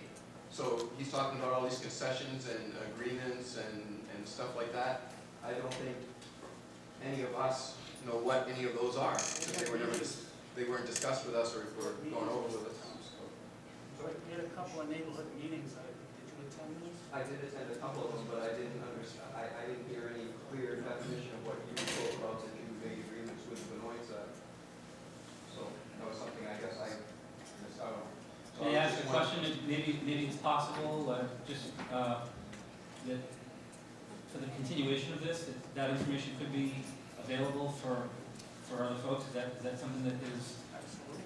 I think it's answered on the no cuts and landscapes plan. If you could provide Mr. Thompson with a copy of that, I think that might help. That would be terrific. At least then I would know what agreement somebody else made, so that I'm not going over something that's already been agreed upon or something that's already been stipulated in another area. I'm sorry, sir. I'm sorry, they'll I take didn't your name and address and they will get him a copy. Thank you. Mr. Thompson, if you want mine, you can have it. I can always pick up another copy. You're welcome to it, sir. That'd be great. I made a notation down there, but I can remember what I wrote. Just have Mr. Iglesias confirm that's what you were looking for. Yes. This is the plan along with the limitations, conditions, restrictions in the bottom left-hand corner. Okay. Bear with me just 1 second. I want to read through it real quick so that I'm not. Okay. My last concern was the area that they're using for storage of parking of alternate or additional stock or additional revenue cars looking, that area there, if they're not going to be unloading cars there, they're going to definitely be driving them up there, I'm assuming, because cars don't get to places without being driven there. What type of time frame are you looking at, hours are you looking at? Because fortunately, my children, thank you, are getting to the age where they're in their teens now, all right? But that's not to say that there's not other families in this area that don't have children who are younger, babies, and other issues that if there's gonna be a larger, like, if they're gonna be driving cars up into that area into 8, 9, 10 o'clock at night, then I think that's an issue. I think that's something that, you know, no matter how much you wanna try to buffer it, you're not gonna buffer sound in an area which is like this. I mean, right now, everything that goes on there, you hear echoes all over the place. I'm not trying to be difficult, but if that's all parking area in that area, and they're gonna be driving vehicles up there and moving vehicles out of there, what type of time constraint can we put on them so that they can't do it after a certain hour? I mean, I don't know all of North Smithfield's laws. I'm not from here originally. I'm from actually Maine. And I know that we have ordinances in Maine that there's noise ordinances. After a certain hour, you're not allowed to do a certain amount of noise above a certain decibel. And if it is, then, you know, it's done. You can't do it. And that's one of my concerns. Am I going to be sitting in my house at 8:30, 9 o'clock, or sitting in my backyard having a barbecue and be listening to people driving cars, moving cars, and stuff up until 9, 10 o'clock at night? Or is that going to be something that's going to be limited to only business hours? And what type of hours are those going to be, so that I understand what noise I'm going to be dealing with at what times? Mike? All right, the intent of this area is for excess storage. So the primary retail operations that we currently have today are going to remain in the business section on the lower sections where it is. Our practice is to leave the customers in the showrooms. If there's a vehicle up there that we need, our internal people would go up there. Now, I'm not going to sit here and say we're never going to have people up there, because, you know, occasionally people could go up there. But in general, it's our practice to bring the vehicles down to the showrooms with the customers and then do our test drives off the front of the property. So, to answer your question, currently, we're open till 8 o'clock at night. Additionally, the lighting requirements, even with some of the discussion of having it below grade and things of that nature, additionally, that area is not going to be lit anywhere near what it is on the retail operations in the front. My expectation is that the lighting levels are going to probably be at least a third less. When the planning board did a site walk, there was actually one spot way in the corner where I kind of showed them, like, look, this is 150, you know, this one light setup can handle 300, and that gave, and I'd be happy to show you, you're welcome to come down, or anyone's welcome to come out. You know, I don't need, you know, the retail lighting in the back there, don't want it. Secondly, we also have all our lighting is new, it's LED lighting, and it runs on a computerized room system. All the lights talk to each other via computer. So currently, the way they're set up is they go 100% power from the time they come on to, like, I think 9 o'clock. After 9 o'clock, they drop 50% till midnight, and then from midnight to 5 in the morning, they drop to 20%. So we're gonna have all that kind of flexibility on the backside. You know, I haven't gotten this far, but if we can, you know, in the plan, if we can somehow secure that area, frankly, I could probably just shut the lights off during those after hours. I just gotta make sure it's secure, so we just need to, I gotta kind of get in tune to some of the new technology, like if they can be motion, you know, someone jumps a fence and runs in there, can I somehow, with a motion detector, or make sure the security company can see them and things of that nature. But, you know, I'm aware, you know, I wouldn't want the lights either, and I'm aware of that. So in the whole design phase, we're gonna try to do this in such a way to minimize that effect. But, you know, like I said, the intent is that's not gonna be lit up the way the rest of it is. This is for excess storage and needs minimal lighting to be able just to see the cars and for security reasons. I don't know if I answered your question, I hope I did. Yeah, I mean, as far as the lighting, I understand that. I mean, my Sound, concern more was sound. the sound of what we're gonna be You dealing know, with. if you look at if you look at Joe's cut, you know, obviously those plants and the walls create a bit of a sound barrier. you know, we're dealing with, you know, late model vehicles that the sound levels are low on. You know, 8 o'clock, currently right now, 8 o'clock is our hours of operation and closing. We don't, at this point, foresee that changing, you know, unless demands from the manufacturer is such that we have to, but that's kind of, you know, our limit. So I would expect really not much activity, if any, after 8 o'clock. Okay, I mean, that would be something I would be concerned with is if, again, he said at the present time they don't have any, but if his manufacturer demands it, again, that's something that I would want to address in making a proposal like this, that, you know, we limit what the demands can be placed on him as to what he's out of, I don't know exactly how to phrase it, but I don't want them to, his Nissan or Subaru say, you gotta stay up till 10. And now we've got people driving cars in and out at 10 o'clock at night. I don't feel that's fair to the residents who have paid taxes for years and lived in these places also. If I could, Mr. Clark, I'm just trying to, kind of with you on this, Ms. Thompson. One of the things I think Mr. Durant's staff would be very cognizant of is not slamming the doors open and close. I mean, that to me is more, when people start their cars in my neighborhood, I feel it's the door opening and closing. And during the winter months when your windows are closed, you're probably not going to hear it. But it's during the summer, if someone has a child trying to fall asleep, that could wake them up. So I think Mr. Durant can work with his people just to not slam doors. You have to help me on the technology, Mr. Durant. When someone goes out with a car and they tweak it locked, is there a way to stop the tweak when it locks? It's, I believe the answer is yes. Yes. Courtesy switches. Yes. Courtesy, is that what it's called? They're called courtesy Okay, I'll have to switches. look at my owner's manual and try and figure that out myself. But I think that would be a lot, if I had a child trying to sleep in here, and then during the winter when you have snow removal efforts, I don't imagine you're gonna take all your cars from the front, move them up back so they can move them down. And that, you know, you gotta make some concession for snow removal too. You gotta be working with that, but then the windows are always closed that time of year, so. You know, we tried, and actually that chirping thing is a good point. You know, these are the kinds of things that it's hard to think of everything. It's hard to, and we just listen to it, we don't even think about I'm it. in the car business, so Yeah, I understand. mean, but at the end of the day, you know, all three of us have offices in those buildings. Pick up the phone, call me. I mean, you know, we all can't possibly think of everything as we sit here. We'd love to say that we can. But that's why I'm kind of putting it out there that, look, pick up the phone. You know, pick up the phone, say, hey, can anyone shut that out? Well, as part of my PDI process on new cars, I'll shut off every one. You know, and, you know, people are human, they'll make error, but for the most part, if I'll put that in my process to accommodate, you know. And that actually is a very good point, so. We'll talk to the service department about that tomorrow. Thank you for the listen.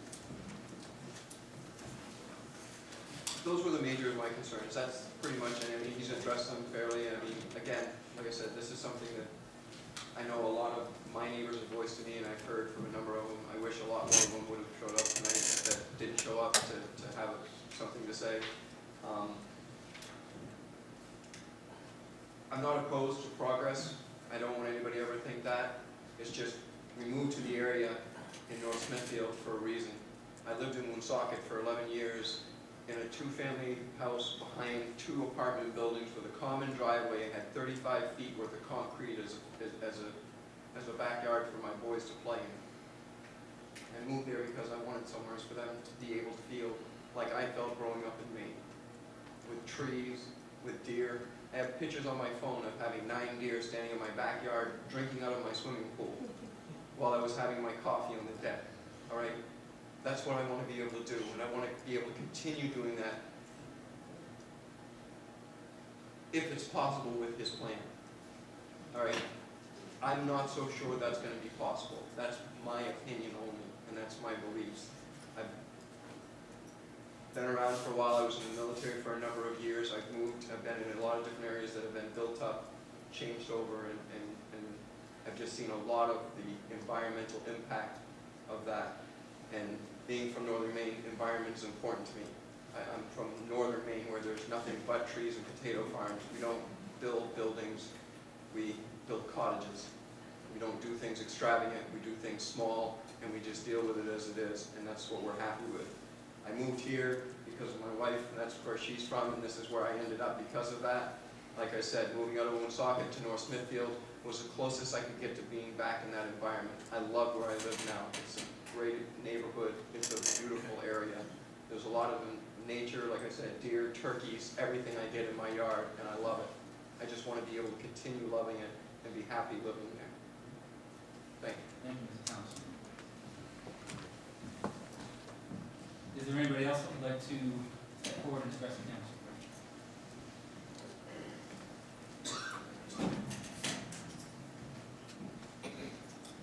Thank you. Donna Maxu, 134 Sales Hill Road. I'm a direct abutter to the lot in question tonight. And I appreciate everybody taking time, the council, to really reflect on this and ask appropriate questions and great questions. Of course, the business is good for the town. And Mr. Benoit, we have been negotiating right along, I have to say.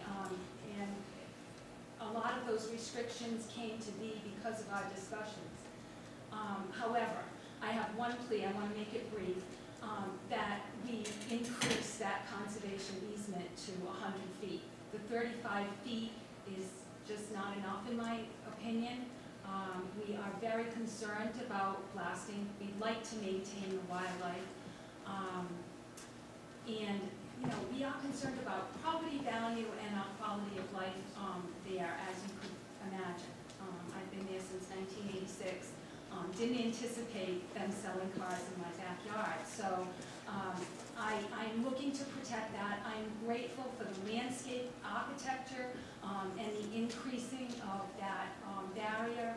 I think that'll, you know, that's very good of Mr. Benoit to even be constructing it in that way. I just wish that conservation easement area was greater than 35 feet. Once that wall is there, I understand there's another 25 feet and so forth. That's going to be his parking lot. I would like to see more wildlife and natural vegetation left in place. So I would make that request to the council to make that one of the restrictions. Thank you, Mrs. Matsuda. Anybody else? Mrs. Soares?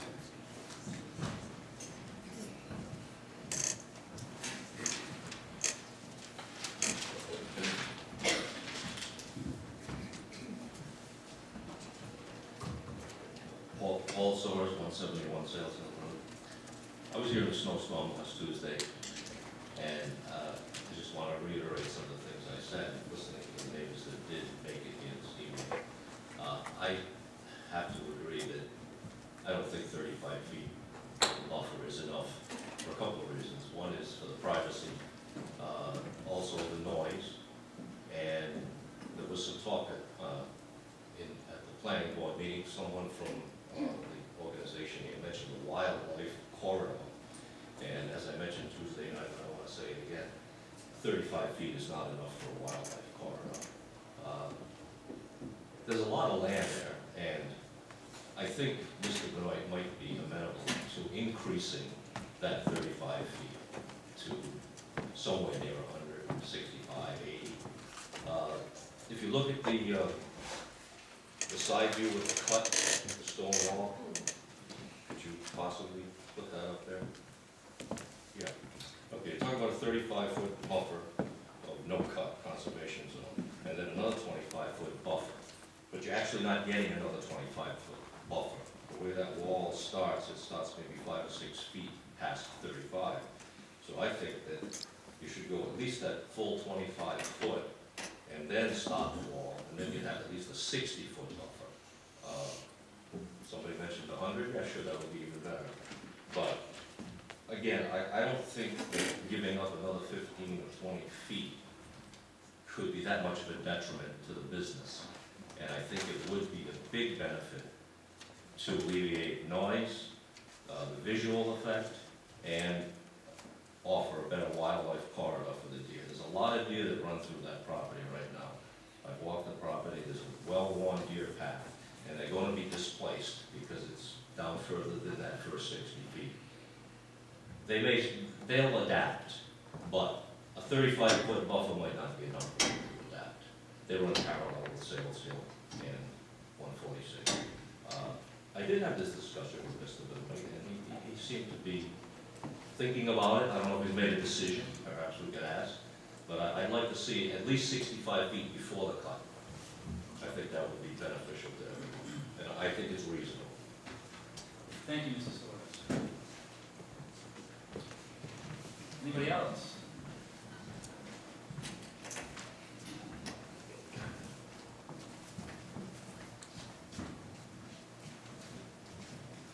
Lou Fanoff, Sales Hill Road. I'm sorry? Sir, could you say your name, please? Lou Fanoff, Sales Hill Road. I bought the property, I'm right on the paper road. Actually, on the right-hand side of the paper road, right there. I agree with some of these neighbors, I think 35 feet is not enough. Of no cut zone. We do have a lot of deer there. It would be a shame to lose that. Unlike most of the resident there, we love to live there, we love the woods, we love the, I never thought I'd see a car dealership in my backyard. When I first heard this, I was 100% against it. And now, doing some thought, I mean, I'm a businessman myself. And I understand you gotta grow. But I think at 35 feet, I think it would harm the business if we did give us more like, I mean, we all want 100 feet. It would be nice, but, a lot more than 35 feet. And the no cut zone that they're saying, it's true. They're saying it's 25 feet plus another 25 feet and no buildings. But really what we're getting is maybe 5 or 10 feet of greenery, and then there goes the wall. I think from the inside of our homes,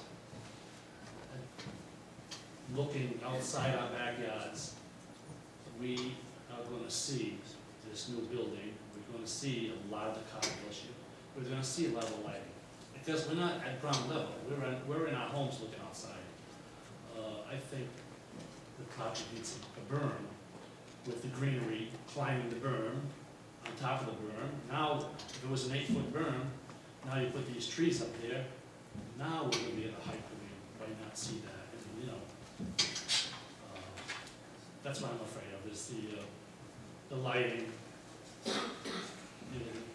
Seeing the car dealership from the backyard, and this new building is gonna be 2 stories high. I don't care if there's a cut in the house, we're definitely gonna see that from in our homes. Maybe we're in our backyard, we're not gonna see it from in the back, in our homes looking outside. We're gonna see this whole dealership. I would recommend, like I said, more than 35 feet, and definitely a berm is, to me, is a must. I'm sure the others would agree with that. Mr. Fanoff, that's where I was going with a balance, not so much balance in the site, but taking some of that material and creating a berm to elevate it for the folks that are higher up in elevation, to somewhat alleviate some of that. That's what my comments were aimed at earlier. Yeah. Oh, okay. Thank you.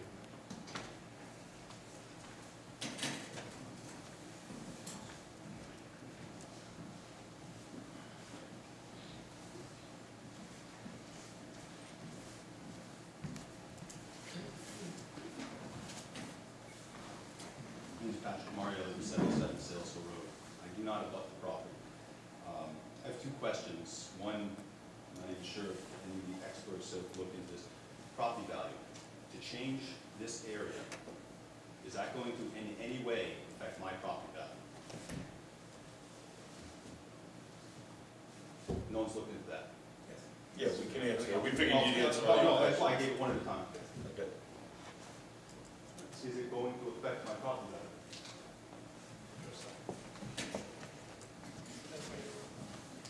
My name is Don Moore. I'm a real estate broker on 380 Jefferson Boulevard, Warwick, Rhode Island. I've been in business for about 38 years. I sit on the chairman of the zoning board in Warwick, so I see a lot of this that comes up. Based on the plans that I've seen and reviewed, I don't believe that it will have any further effect on negativity to property values. I know it's always a concern when something new is going on, but typically, when it's completed, it's never as bad as people think it's gonna be. So, to answer your question, I don't see any activity in the construction of this as it's proposed.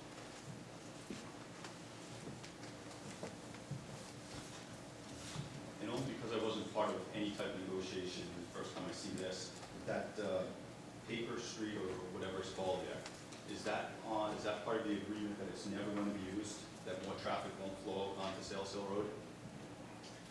Yeah, you can't cross, that's gonna remain residential, and with the conservation buffer, there's no way of crossing it, so it's just gonna sit there. And was a traffic survey already done on Sales Hill? And the reason I'm asking that is because the condition of that road as it is, totally separate to that, the traffic volume increases morning during that rush hour. Every time that light backs up in front of the business, which has nothing to do with them, traffic increases. Road's in poor condition to begin with. If there's going to be this public street, I get it, more test drives, the mechanics doing their test drives, whatever, something needs to change there, if that's even possible, because it's just, there's no sidewalks, people walking their dogs, their kids, that's not a safe environment to have an increased flow of traffic with no place to put people. You're walking up in people's lawns when cars come by in the morning.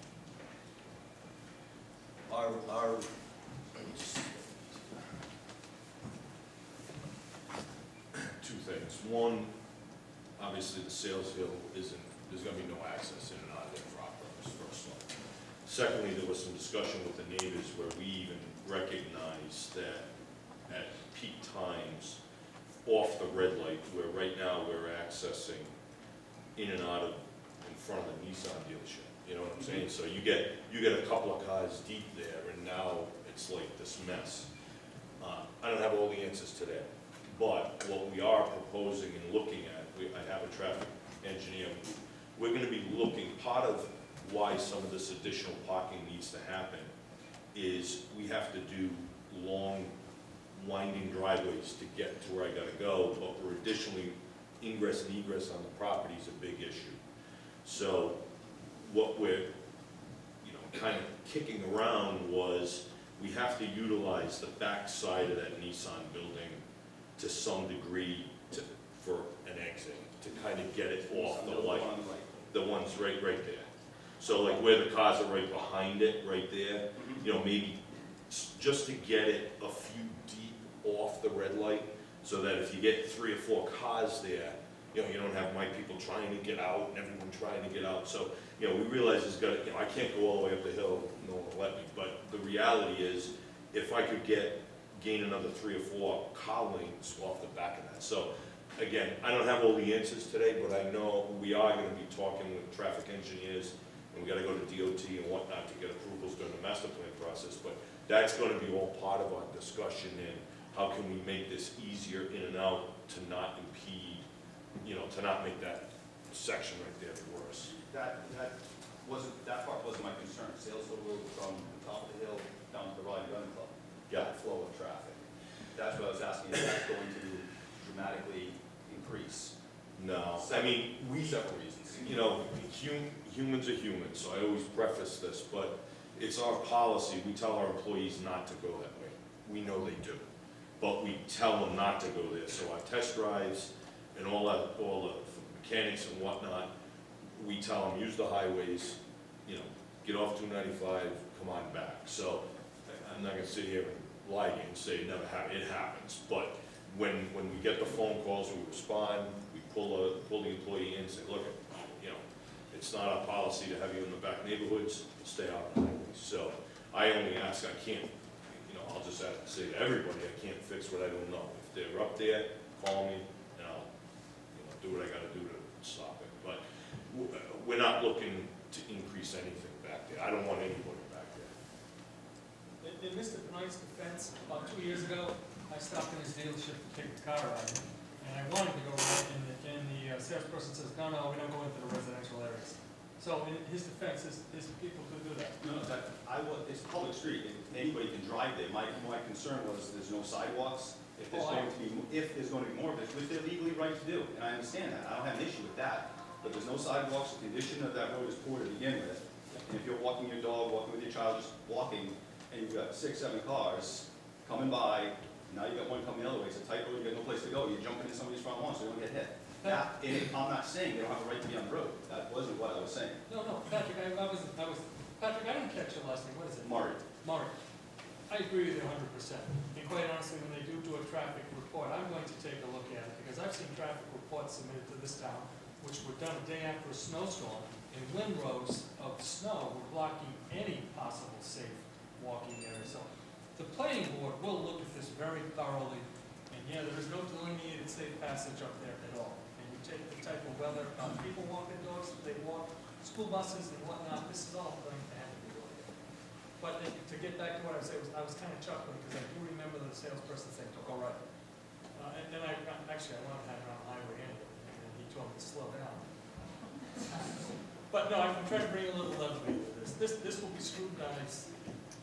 Planning board will be all over this, looking at this. Thank you. Mr. President, members of the council, Mark Krieger again. When I went over the points of my client's concerns, I did neglect to mention that she, and as the neighbors just told you, was very concerned about any adverse effect on her property values. And even though we had seemingly worked out an agreement with the applicant, she went ahead at considerable expense, I might add, and engaged the services of Peter M. Scotty Associates, who I think are recognized as one of the top 3 commercial residential appraisers in the state. And I'd be happy to share this with the council if you require. But Mr. Scotty's associate did meet with Bob Erickson, went over the plans and proposal, and his conclusion was, subject to the design restrictions and agreements in the preliminary plan and additional restrictions that would likely be required for final plan approval, it is our opinion that the proposal, if implemented and as restricted, would not have a material effect on the value of the abutting residential properties. So I did neglect to mention that point, and it was addressed in our discussions with the applicant, and I know that as part of their proposal, and at the planning board, they did present the testimony of their expert as to the effect on the surrounding property values. Thanks, sir.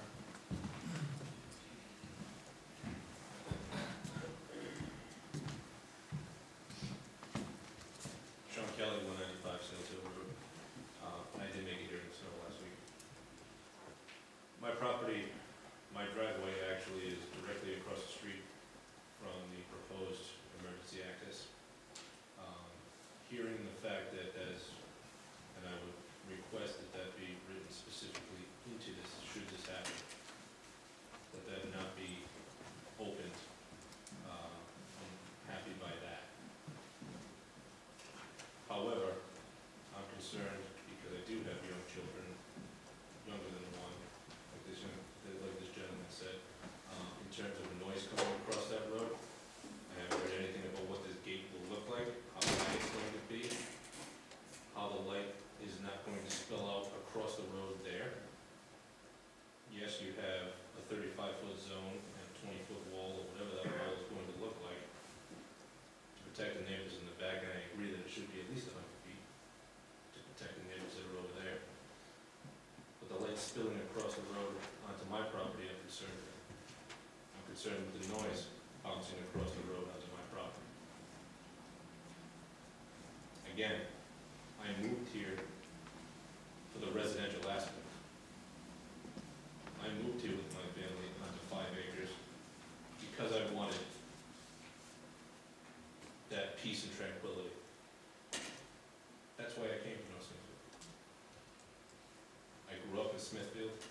estate in Smithfield. I like the fact that there's space, the fact that I have deer running through the yard and turkeys running through the yard. And should this go in, you can bring up all the experts you want, that's going to change.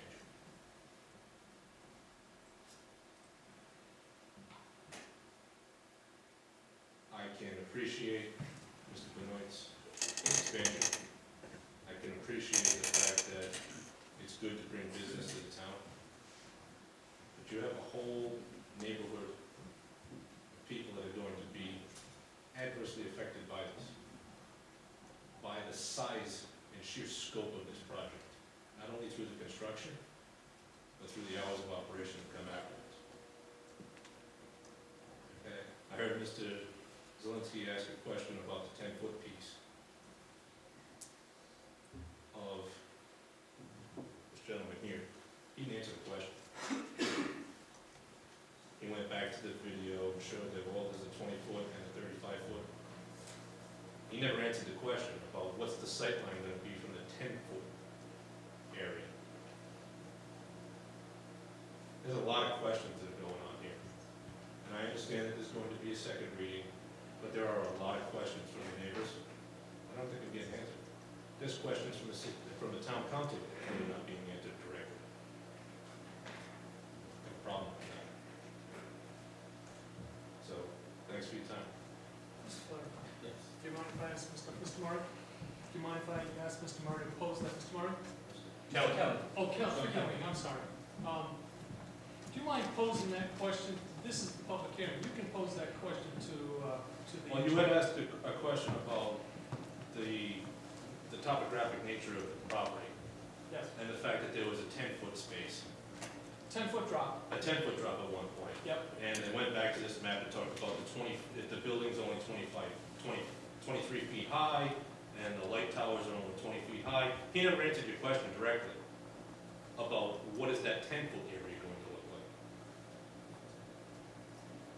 Do you want to pose that question to him now so that he can answer it to you? It wasn't my question, sir, it was your question. I'm I just know, but pointing that there out. seems to be some ambiguity. I was talking about elevation over there, it was 10-foot drop.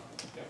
And that's previous, I also asked about. So if there's a 10-foot drop and there's a 23.5-foot building, Yep. there's 13.5 feet I agree. visibility right there. I agree. And then when they were looking for special use to take out materials, I asked, I think Mr. Casale's term was chasing grades.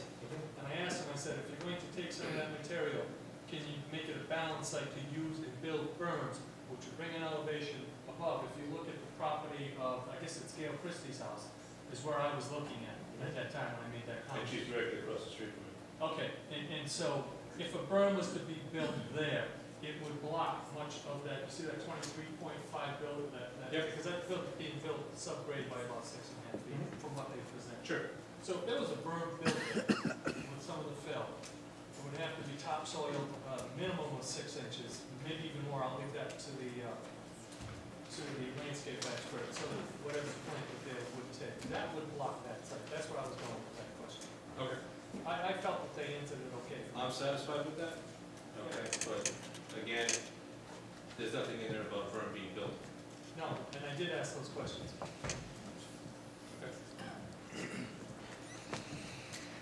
You know, there was some discussion of a berm early on when we had our first neighborhood meeting. And Mr. Soers and I had a couple of meetings afterwards, kind of discussing some options out there. I mean, obviously, like you guys said, you know, there's gonna be a lot in the planning stages of this in front of the planning board. And a lot of it is, you know, until we, you know, say, hey, you can do it, you know, I hope and I stress, and, you know, somewhere along the line, you know, one of my corporate attorneys has an interesting saying that I just kind of live by. I'd rather have good people in bad paper than bad people in good paper. You know, somewhere along the line, it's the character of the people you're dealing with as to what the end result's gonna be. You know, once we get further in the process of kind of figuring out, you know, how much land is usable, unusable, what, you know, obviously money's a factor, and you say, okay, you know, this is what I see to be a worst-case scenario. And with this, I'm gonna have an open line of communication with everybody. Mr. Kelly's discussion of you know, what it's gonna look like from his site, to be honest with you, you know, I put a lot of thought behind that, but I really gotta sit with the fire chief first and figure out what they need for swings and those kinds of things. But I actually have a lot of ideas on that, and, you know, once I kind of get a sense of what's happening, you know, those ideas in the planning stages will certainly come out. Mr. Soers, you know, recommended, just, Joe, if you wanna just kind of put your little pointer on the bottom of that wall. Let me see. This nice, cat. Oh, God. Sorry. Bring that back up there. See, I shouldn't have touched it. I don't know. You gotta come up with it. All right. Let me just go over here. This point is kind of nuts. You know, one of the discussions is that in this 25-foot area here, it kind of falls off and it essentially accomplishes nothing. You know, the reality is, depending on, once I get a sense of what's going on, for this to go straight up and increase the surface area, it can't be a no-cut because we have to, unless it's ledge. If it's ledge, we can do it. But if it's not ledge, we have to do some work over here to make this. But to make this straight up and down, if it's feasible, and then continue a little bit more growth so that, in effect, they have a full 60 feet here, I mean, I'm not saying no, you know, but I gotta get a little bit of a sense of what I have in what I've got to work with, you know? If I have material, you know, part of the issue with the berm, I really love the berm idea, believe me. But the problem is the land was dropping off so much, in order to get the height, it was over here somewhere, like it was crazy. So, you know, the plantings is really, at this point, the most effective way to block the sight line. Now it's just a question of, you know, again, until I know what I got to work with. But I think Mr. Soers, kind of, as a gentleman agreement, said, look, I will proceed with the concept of, look, we'll bring this up at the 25 feet and give 60 up top. And, you know, it may end up even better than that once I know what I have to work with. So, I mean, again, at the end of the day, you know, Mr. Kelly, anybody in this room, let's come and talk about it. Once this plan unfolds, there's gonna be a lot of information, a lot of options that we're all gonna get to talk about, so. So, Mr. Bernard, when you say 60 feet, are you talking about extending the buffer 60 feet? No, what I was gonna say is make this landscape buffer, what's the word I wanna use? Very good vocabulary guide, more conducive to habitat by making it flat with the 35 feet. Okay. Rather than have it stepping down over 25 feet, try to extend the 35 to the 25 and try to give a 60-foot width at the top side to allow for traffic of animals or whatever else is in there, so. Is there anybody else who would like to offer comments? Okay, hearing none.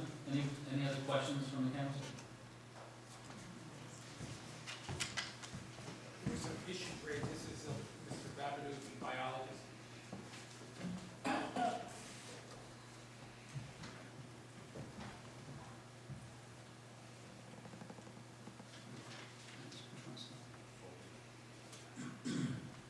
Mr. President, ladies and gentlemen of the council, my name is Scott Rabideau. I'm a professional wetland scientist. My company is Natural Resource Services, Inc. It's in Harrisville, Rhode Island. As part of my work on an everyday basis, I assess wildlife habitat.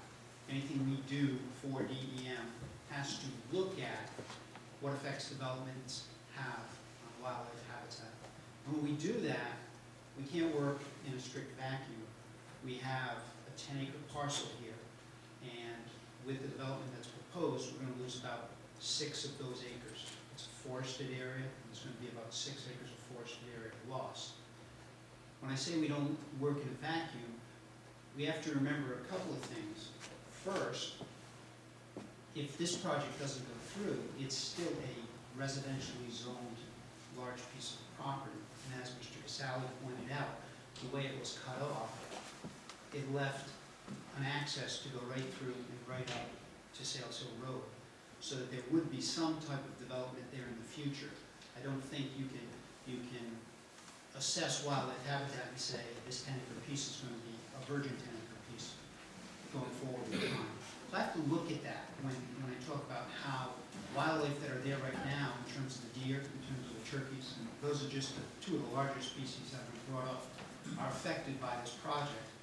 But we also have to look at it holistically. That graphic that you see right there is actually an assessment area of the entire area. Deer aren't confined to one 10-acre piece of property. So there's Route 146, you can see the site right there. All I did for my assessment area was I took the power lines, I go back there, then I took Route 295. So I've got 146, the power lines, and 295. I've got over 2,900 acres of virtually undeveloped area. The yellow are the roadway systems that cut through there. There's only 370 acres is actually considered developed out of that 2,900. So there's also the large open body of water, there's forested wetlands, it's just a phenomenal amount of habitat that exists to the west of this property. We're talking about disturbing 6 acres, or 0.27% of the forested habitat that exists in this area. It really is a very minor amount of disturbance based on what is available for wildlife in this area. The other thing you try to look at when you're dealing with wildlife habitat and you're dealing with larger mammals is you want to discourage larger mammals from being near the major highways. You know, it's mortality for the individual animal, and it also causes grief with people, and sometimes, you know, it can be fatal accidents that result from larger mammals on these highways. That's why when you go through major highway systems, there's always fences around them. You're trying to make sure that you're keeping the wildlife into the areas that are suitable habitats for them, and you're discouraging the access towards these major highways. And that's not just for deer. You're talking about, you know, possums, you're talking about the turkeys, you're talking about the skunks, you're talking about all level of larger animals that exist in these areas. So what I tried to do for the planning board with my report was just demonstrate that from a truly wildlife biology perspective, it is an insignificant amount of habitat that would be altered by this project, just based on what is available. And it's actually better to have the wildlife concentrated in this area where there's much less contact with humans. So a couple of those questions came up. Mr. Benoit did go through the extra effort of having me do that assessment, and I wanted to present my findings here for you tonight. Thank you very much. You're welcome. So if there are no further comments this evening, I don't think we want to close the public hearing. We want to continue to take certain, I believe.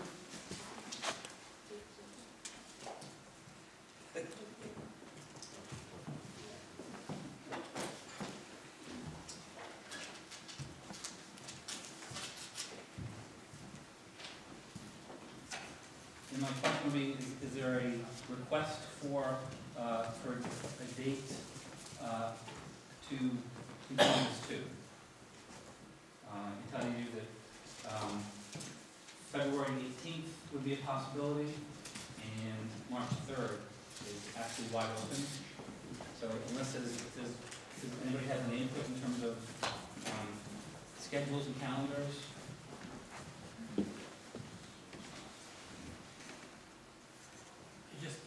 As far as the applicant's concerned, because of the list, the sooner the better for the applicant, but obviously those two dates are very close in time. Okay. If it didn't make a difference to the applicant, I'd prefer March 3rd because the 18th already has quite a bit on it, and I know that this is really our first agenda item, and it's 9:45. So I'm hesitant to put too much onto an agenda if we can avoid it.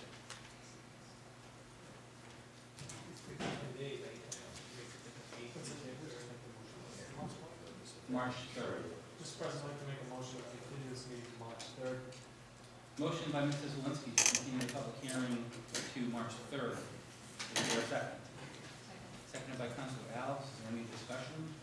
My only question, and again, point of procedure is, as a second meeting, does it require a preliminary vote of approval? I think it would require that we would consider tonight as being the first reading. Without a vote of approval. So, we have a motion that's been seconded. Is there any further discussion? Hearing none, I'd ask for a roll call vote. South? Yes. McGee? Yes. Diaz-Pat? Yes. Mr. Zelinski? Yes. Flaherty? Yes, motion carries, and at this point, I would entertain a motion to consider this evening as the first reading. So Moved by Councilor Zelinski. Is there a second? Seconded by Councilor McGee. Is there any discussion? Madam Clerk, is that read? Did you want to, I know that you're considering what's on the agenda, but Mr. Igliozzi brought up a separate document that he was requesting to have passed.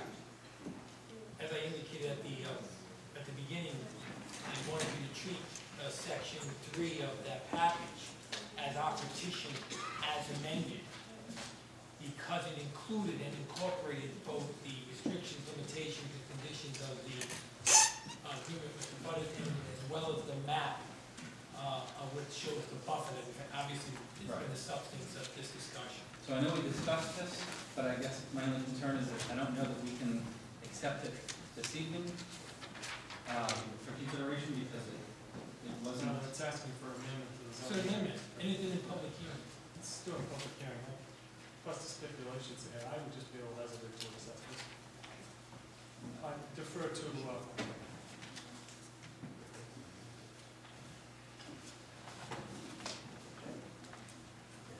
so it's asking us to amend the North Smithfield zoning ordinance text and act for certain possible real estate property limitations and conditions. That would be accepting if we did that. Yeah. Not just I'm a little reluctant just because council hasn't had a chance to see that in advance. That's my reluctance. You can substitute this on the second reading. Would that be acceptable? Right. Yeah. It's presented as a proposed draft, is what it is, in the context of the amendment agreement. So that can be acted upon at the next meeting. So we have a motion, it's been seconded, we've had discussion. Mr. President, if I could just clarify here, I think what he was looking for was acceptance of the amendments to his petition, which is not the same as approving petition. So that at that point, when you allow him to amend, the planning board's unanimous vote of conditional consistency to comprehensive plan then becomes consistency to comprehensive plan. If you choose to do it next time, that's fine too, but it would be ideal to do it tonight. Unless there's anybody who would like to propose differently, I'd prefer that it be done the next meeting, just because. I think it's on the record that Yeah. what we're looking Yeah, for. it is. It's just a verbiage in there. It says it's talking about amending the zoning ordinance text and map, and I'm nowhere ready to accept that. So we have a motion, we've got a second, we've had discussion, any further discussion? Hearing none, ask for a roll call vote. South? Yes. McGee? Yes. Diaz-Pat? Yes. Mr. Zelinski? Yes. Flaherty? Yes, motion carries. I would like to just say, I really want to commend everyone in the room who's here with us this evening. Going back to the beginning of Mr. Benoit's meeting with folks and working through some of these. I sat on the planning board with Mr. Zelinski for many years, and we've seen a number of applications come forward that became contentious. I understand that managing any change is difficult, and I just think that everybody involved did a fantastic job, articulated your points, raised concerns. Concerns were addressed. We're not there yet, but I'm just very pleased with the process, and I wish that more of them could be done like this. So congratulations. Thank you very much, we appreciate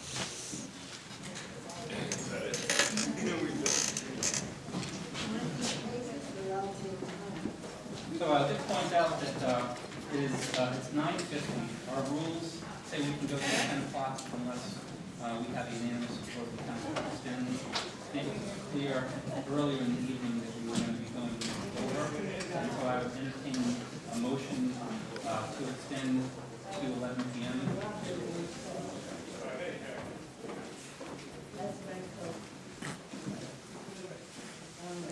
I was entertaining a motion to extend to 11 p.m.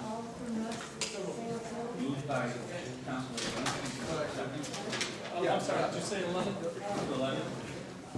Go 10:30, so we would like that. Motion to make to extend to 10:30. Is there a second? Second by Councilor Howe. This needs to be unanimous. And that's for roll call vote.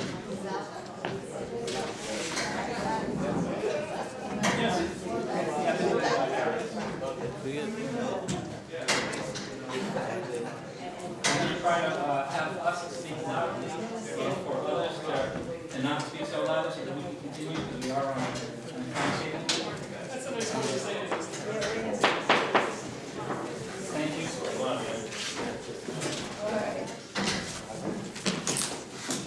The next item on the agenda is item number 4, continuation of public hearing regarding zoning ordinance amendment section 6-5, fences, walls, and hedges in residential districts.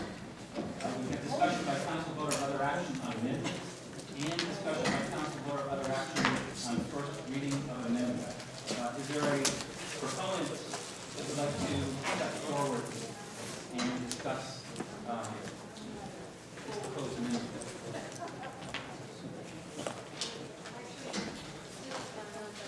Mr. Benoit was unable to not that the staff person, Mr. Benoit. So there's no one here, we have to continue this project. Unless there are people in the audience that would like to speak to it. We did hear some comment at the last meeting on the snowstorm. And folks are welcome to step forward. I know that I have a lot of concerns. I'd like to hear from Mr. Flynn about the reasons that is proposed, but I don't want to deny anybody the opportunity to speak if they came this evening to speak on this. So hearing none, I would entertain a motion to continue this public hearing to March 3rd. So moved by Councilor Yazdak. Is there a second? Second, the discussion, Mr. President. Yes. A little bit traffic going back and forth and doors closing. I'm sure, did the audience hear that they were, if they wish to speak about the stone wall and fence ordinance, they may? No, I would. Yeah, there was people checking. So we had a motion, hang on one second, we had a motion. Yes, so I will,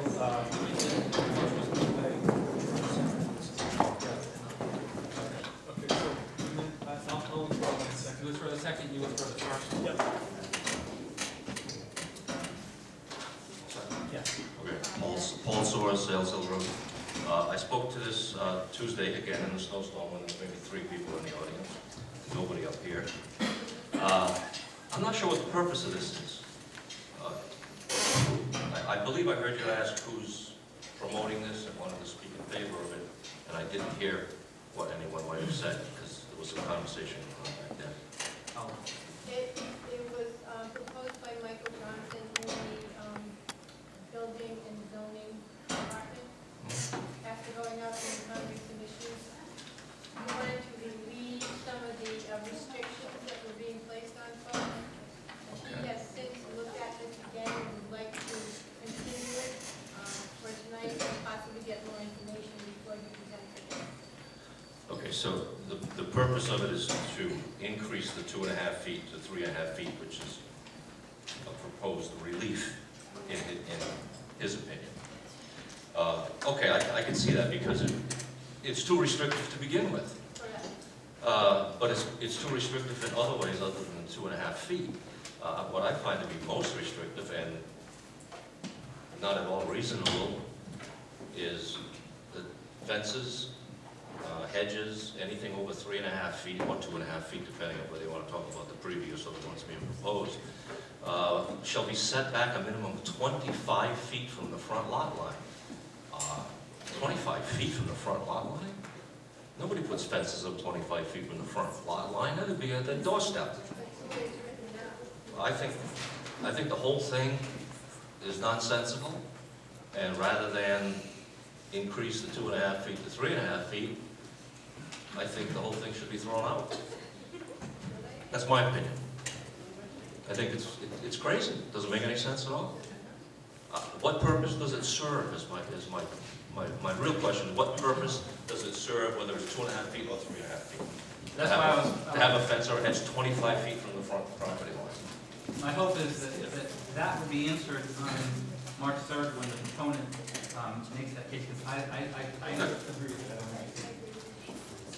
All right, thank you. I can try and answer this. I think this was originally written so that when driveways or open spaces where cars could come out, when that existed, that you would go back a certain distance for the 2.5 feet. Remember, 2.5 feet to 10 feet is the area in the line of sight triangle, so 2.5 feet is the magic number, because then a regular car can see over that. So when let's say worst case, you're backing out your driveway, you really need 12 to 15 feet from the pavement edge. Nobody knows where the property line is, so that's crazy to begin with, right? So if you can just see up and down the street as you're backing out in your car, maybe you should go 40 feet at that 2.5 foot line, at 2.5 feet. And then anywhere else, you can go, right to your pavement edge or property edge or wherever you think it is. But in general, if the road is 20 feet wide, you probably have 10 feet of right-of-way on either side. Correct. But historically, they have meandered over into 1 foot on this side and, a lot more on the other side. So that's what I think this was about. Okay. And we're just trying to... We'll find out on March 3rd. I don't mean to rush the Yes. process along, but Yeah, but no, because I have a question. yes. If I may, Mr. Erickson, Yes. yeah, you're right, 10-foot right, or 30-foot road, 10-foot right of way on both sides, 28 according to zoning. You mentioned driveways. Yes. Has the land developments and subdivision regs changed since I sat on the planning? Driveways were supposed to be set back 75 feet from an intersection, is that correct? Do you recall that one of those, you have an intersection, how far back is the driveway from that intersection? I don't recall what's in there now, but I don't know that there is one. I thought there was. Basically, we've got all the zones and regulations, they're not being enforced anyway, so I don't understand what this is. Well, May I, my job is to try to, and I'm not trying to squelch discussion, I'm done. but I know we're gonna take this up on the 3rd, and I'm looking at the agenda to figure out which things we're not gonna be able to do, so I'd like to. Can we just cancel it? No, I'm gonna continue unless, well, You want to make a motion to cancel? I just want to say, it's up to the town administrator. I think it's crazy also, and I'd hate to waste any more time on it. Hang on, Mr. McGee's on to a point there, it's open for. We can finish this right now, vote aye. Well, it's technically sponsored by the town administrator, so if she would, if she agrees to withdraw it. It actually has nothing to do with me, I just was the person, the conduit Right. for Mr. Johnson. Right. It had to be And covered. I don't believe he's that enamored with it that he would mind if it was not Okay. continued. But there was also a suggestion that the whole thing should just be approved, Well, that's and fine too. that's something that could be discussed as well, so. I guess the question is, do we want to just end this evening, or do we want to continue it and have a discussion about what we're dealing with? End it?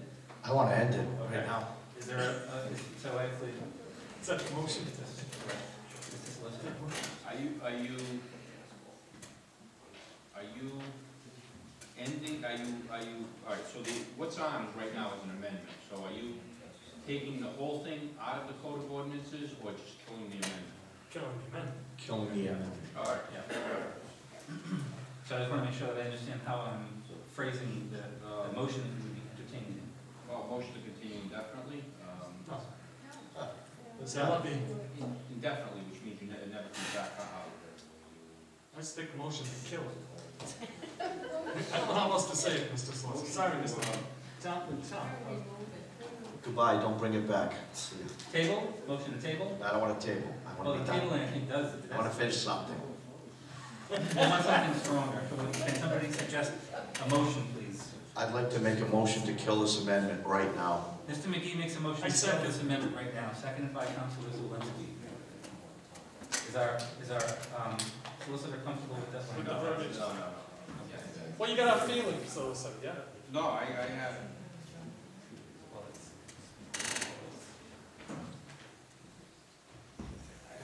I'm at a blank, but was motion to, Reject the amendment. As presented. Motion to reject the amendment as presented. There you go. Okay. Is that a motion? No, Mr. McGee wants to make it. I don't want to step on his thunder. Motion to object the, To reject. to reject the amendment as presented. Motion by Mr. McGee, is there a second? Second. Seconded by Mr. Zawinski. Is there any other discussion? Hearing none, I would ask for a roll call vote. Ms. Alves? Yes. Mr. McGee? Yes. Mr. Yazbek? Yes. Mr. Zelinski? Yes. Mr. Flaherty? Yes. Motion passes. Next item is continuation of public hearing regarding zoning ordinance amendment, section 5.7, ground-mounted solar photovoltaic installations. This is discussion by council vote or other action on amendment, and discussion by council vote or other action on first reading of amendment. We have information in the packet. Who would like to take this? This was presented by Councilor Zawinski. You're on. Mr. Flaherty, before you is zoning section 5-7, ground mounted solar photovoltaic installation. And Mr. Erickson's been working on this, is correct, Mr. Erickson? Do you mind addressing this and giving a little brief? We discussed it somewhat on Tuesday night and heard input, very limited input, but now that you're here, maybe you can bring the audience up to speed. This is the same ordinance that Burrowville has. They passed it about, what, 2 months ago? And it's meant to establish site plan review for solar farms, large arrays, because we had no way of analyzing them to date. Beyond that, it's basically technical. You know, you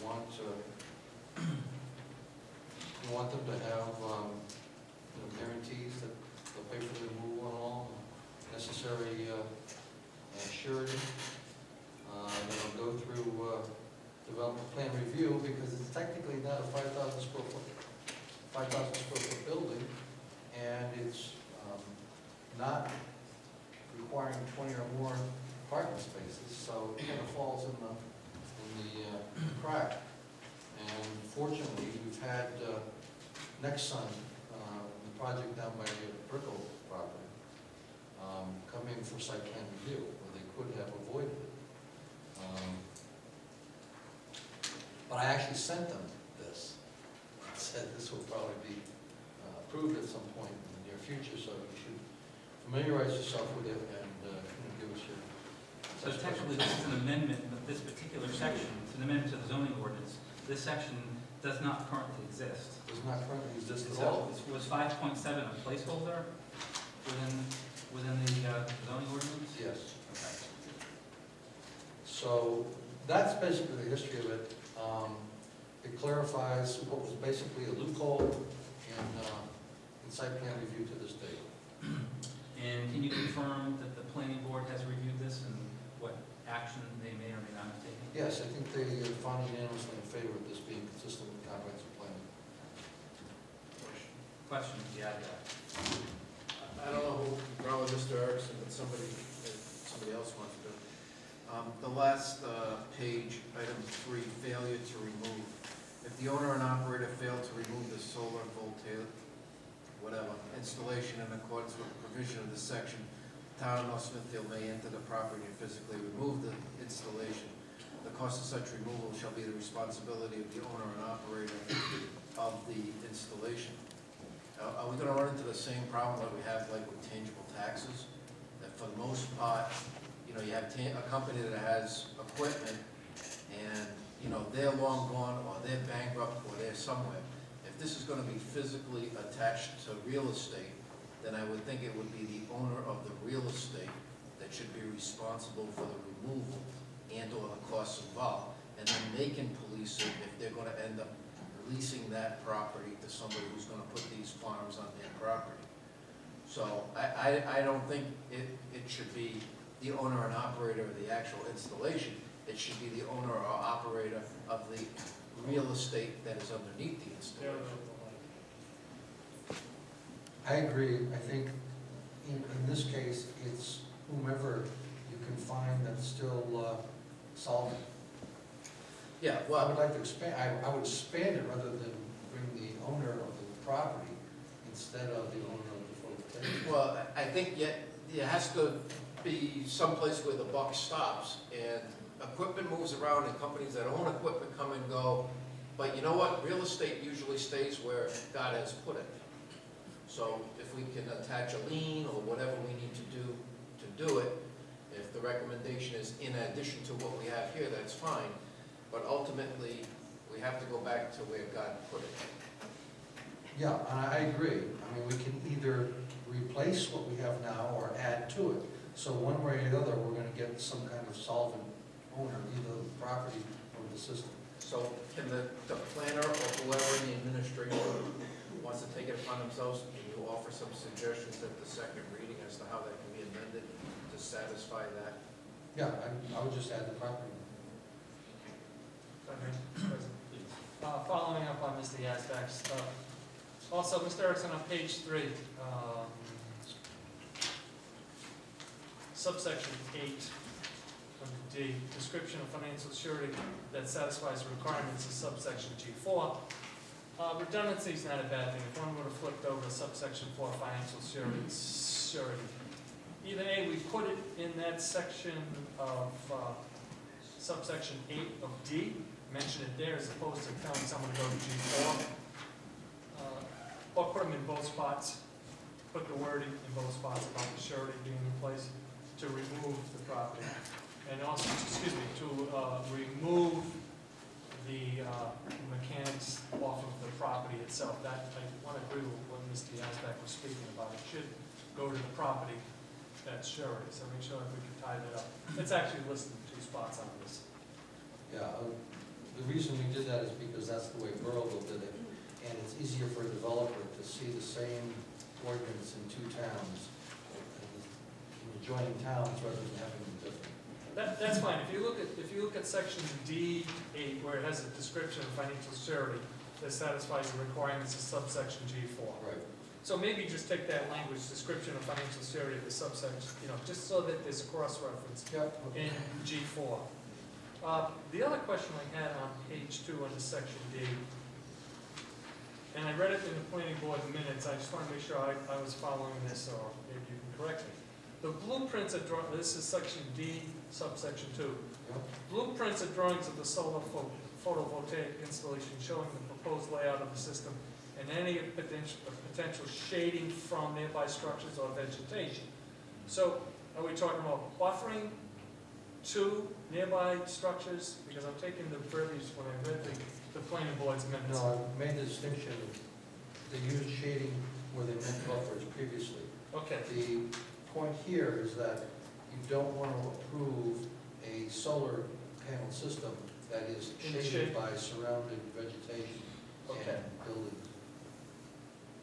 Just a waste of time. Yeah, so why would that even be any potential shading from nearby structures or vegetation? Why would somebody locate a photovoltaic cell next to shading?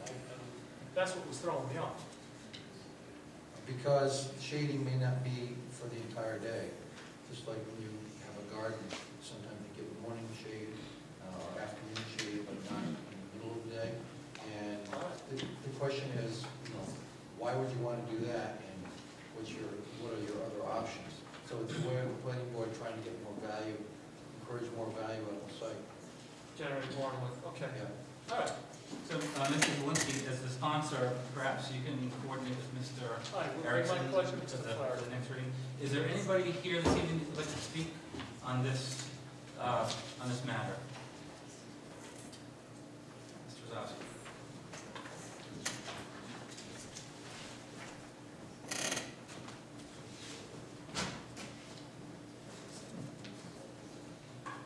My only question, Gary Zowski, 88 North Main Street. My only question is whether or not the language that's before you will have any impact on the use table in our current ordinance. As I believe it currently reads that solar generating is by special exception in all uses. Is that the intent of this, to continue that with this proposal? No, the former term was special exception, it's special use permit now, and that would continue to be required, but this would place it under site plan review after the special use permit. If you ask my opinion, I don't think you need a special use permit for a solar system, except that in some cases it may be unsightly for the abutters and may be worth discussing with the zoning board.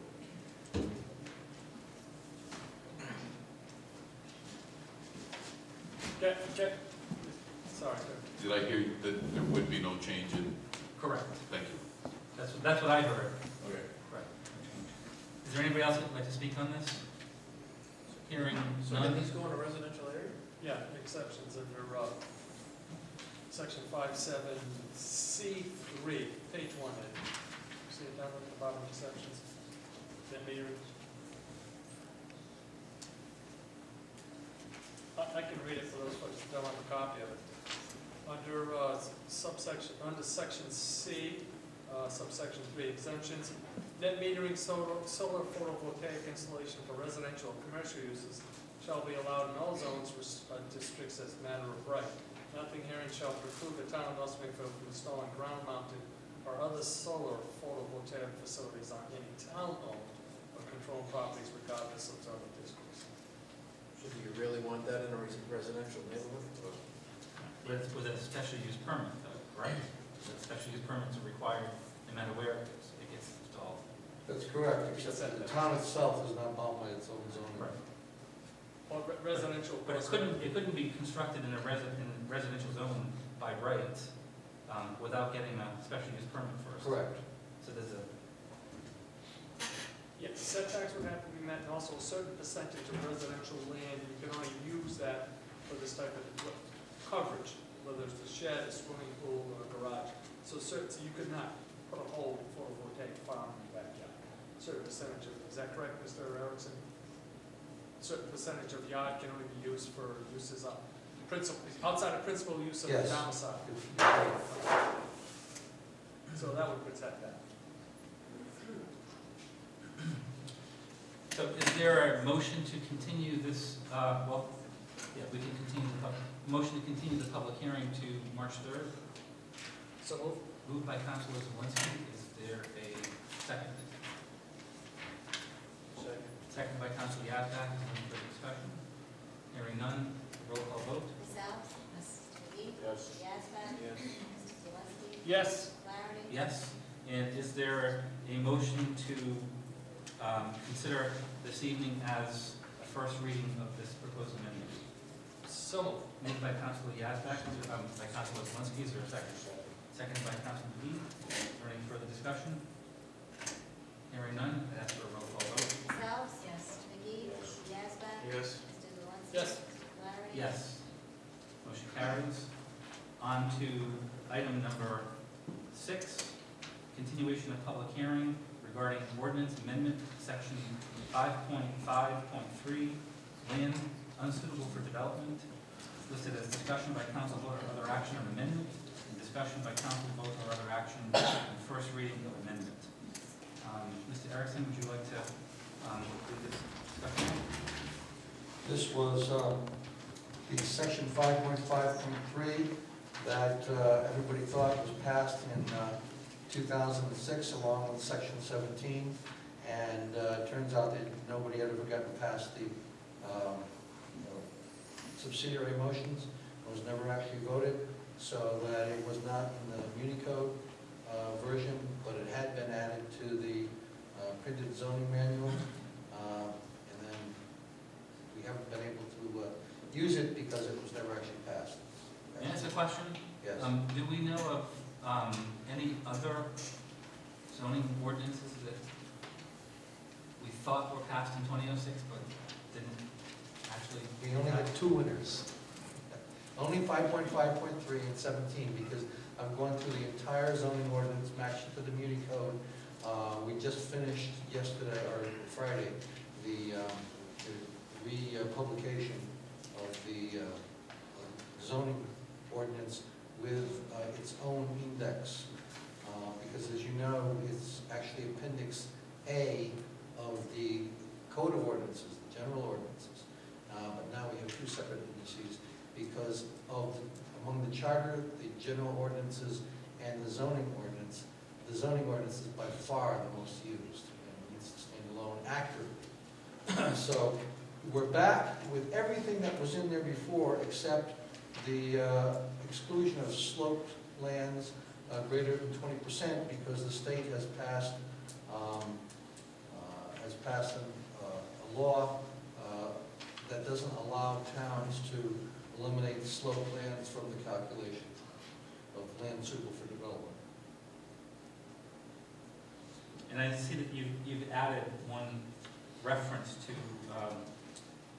the Freshwater Wetlands Act. That looks like it's new language. I don't think so. It's underlined, unless it's just. No, that's just underlined for title purposes. Okay. That's the way it was originally written. So everything is here except for that slopes. Okay. This is the 5.5.3. Okay. Anybody in the council have any questions for Mr. Erickson? I do, Mr. President. Bob, can you help me understand, if we're looking at 5.5.3.1 land unsuitable, you have subsection, not you. It's written areas within a 100-year flood zone is defined by FEMA. It's been a while since I've delved in this stuff, but didn't we used to have floodplain maps, floodplain insurance maps for Providence County? Don't we have those, there's two of them in town? Firm. Should that language be incorporated in here? Well, FEMA is actually the sponsor of the firm. So Is it? Okay. if we want to use the term firm, they may change the name of the map before they change FEMA. So that would be my recommendation, leave it as it is. Okay, thank you. Any other questions from the council? Would anybody like to speak on this issue?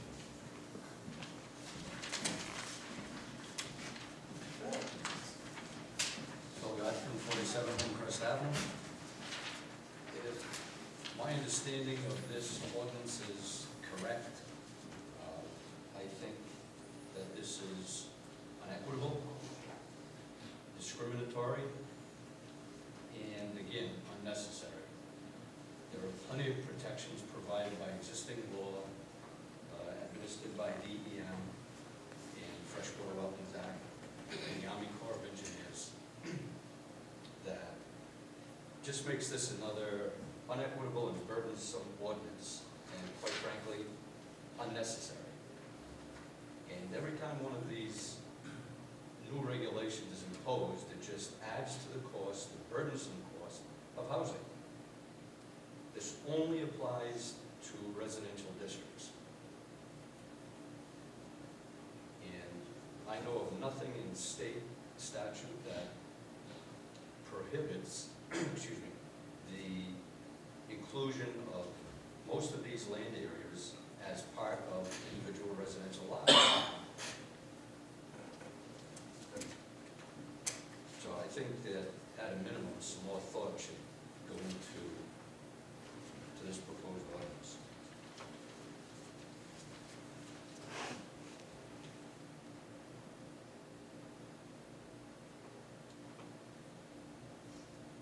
Is there an imminent crisis that this is trying to address?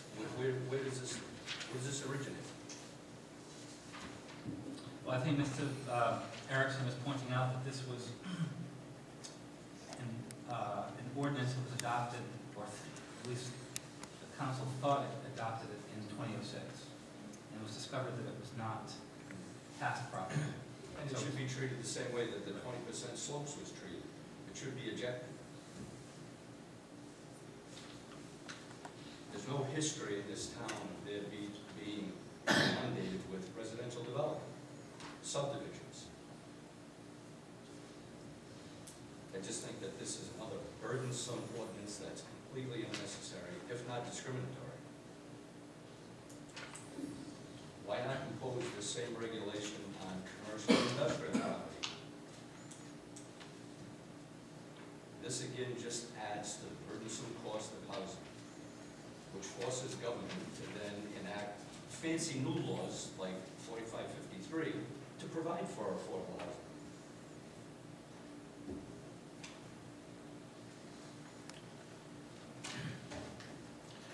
And I certainly don't think that it follows smart development. Thank you. Would anybody else like to speak on this topic?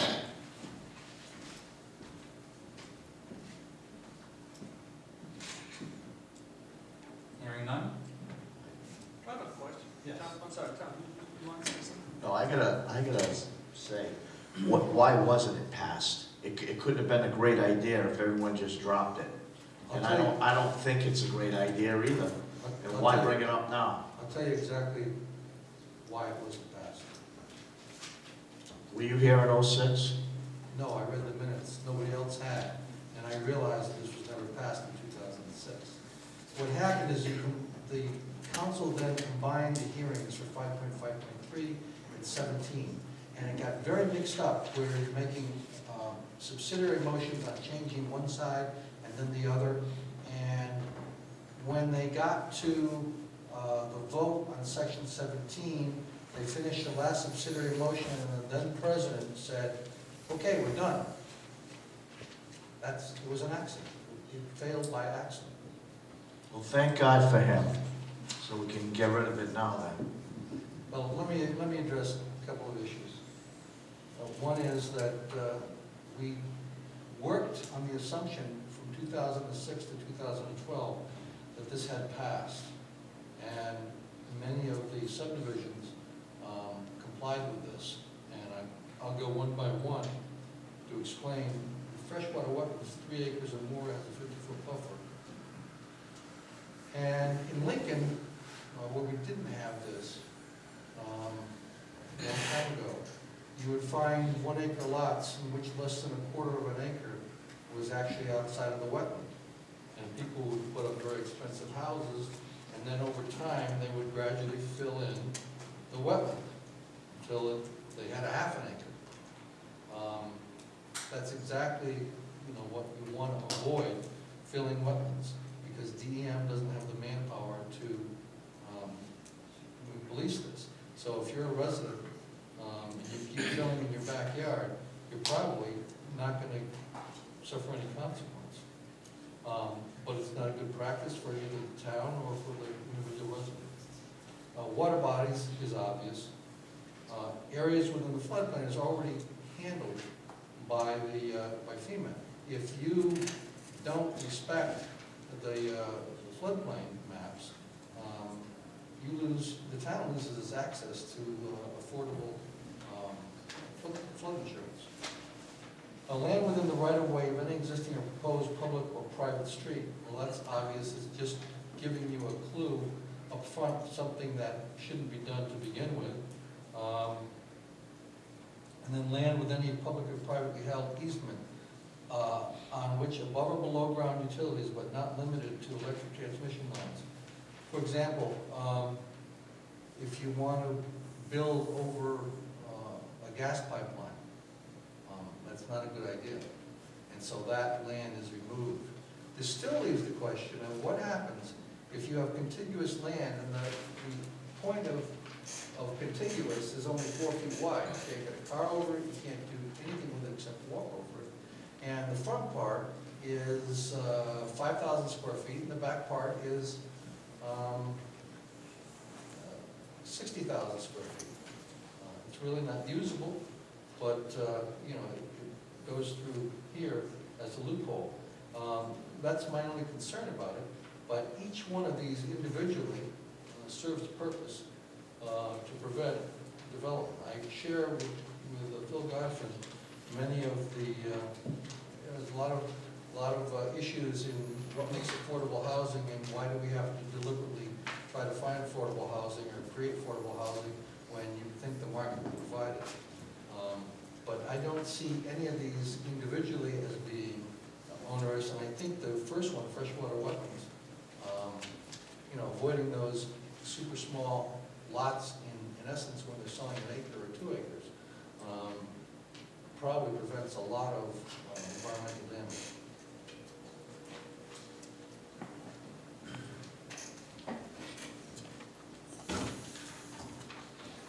So if there's nobody else that would like to speak on this evening, then I would entertain a motion to continue the public hearing to March 3rd. So moved. Moved by Councilor Zawinski, is there a second? Second by Councilor Alves. Is there any discussion? None? Hearing none, I'd ask for a roll call vote. Ms. Alves? Yes. Mr. McGee? No. Mr. Yazbek? No. Mr. Swansky? Yes. Mr. Flaherty? Yes. The next item is item 7, public hearing on proposed charter amendments, discussion by council. That's considered your first reading. Oh, thank you. I would also entertain a motion to consider this evening as the first reading of the proposed amendment. So moved. Moved by Councilor Zawinski, is there a second? Second. Second by Councilor Alves, is there any further discussion? Hearing none, I'd ask for a roll call vote. Ms. Alves? Yes. Mr. McGee? No. Mr. Swansky? Mr. Yazbek? No. Mr. Swansky? Yes. Mr. Flaherty? Yes. Item number 7, public hearing on proposed charter amendments, discussion by council vote or other action on amendments. So we're at 10:25, we've been approved to meet until 10:30. What I would like to propose is that if there are folks that are here to speak on a particular charter amendment, that we try to cover those, because we're probably not going to cover all of them. So maybe by a raise of hands, if you could just indicate if you're here to talk about a charter amendment. And why don't I just get the folder out? Mr. President, before I go there, I'd like to make a motion to continue the meeting to 11 o'clock. Motion by Councilor Zawinski to continue the meeting to 11 o'clock. Is there a second? I'll second it. Motion's been made, it's been seconded. Any discussion? Hearing none, we need a unanimous vote in order to do it. Roll call vote, please. Ms. Alves? Yes. Mr. McGee? Yes. Mr. Yazbek? Yes. Mr. Swansky? Yes. Mr. Flaherty? Yes, motion carries. So we have a little bit more time. Since we do have more time, we might as well just go in the same order. So I have Article 2, elections. This was one that I had recommended. It's to include a recall provision for any elected official. All of the proposed amendments have been on the front page of the town website. Would folks like me to read the proposed amendment? Does anybody have anything they'd like to say about this proposed amendment? If you'd like to hear it, I'm happy to read it. But it essentially includes a recall provision, which we don't currently have. Some towns do. Any questions from the council on this provision? Hearing none, and nobody wishes to speak on it, then I would entertain a motion to consider it the first reading of the proposed amendment to Article 2, elections. Is there a motion for that? So moved. Moved by Councilor. Are you in the public hearing now? Yes. And you can't, and you gotta wait till the end. Okay. To vote. Okay. All right. So we're going to just put this one aside for now. We've covered Article 2, elections recall. Article 3 and Article 8 really go together, so I'm going to ask that we consider those at least sequentially. Article 3 is the financial provisions of the town, and Article 8 is the budget. And for this, I would turn it to Councilor Alves, because this was one of the ones that he had taken responsibility for.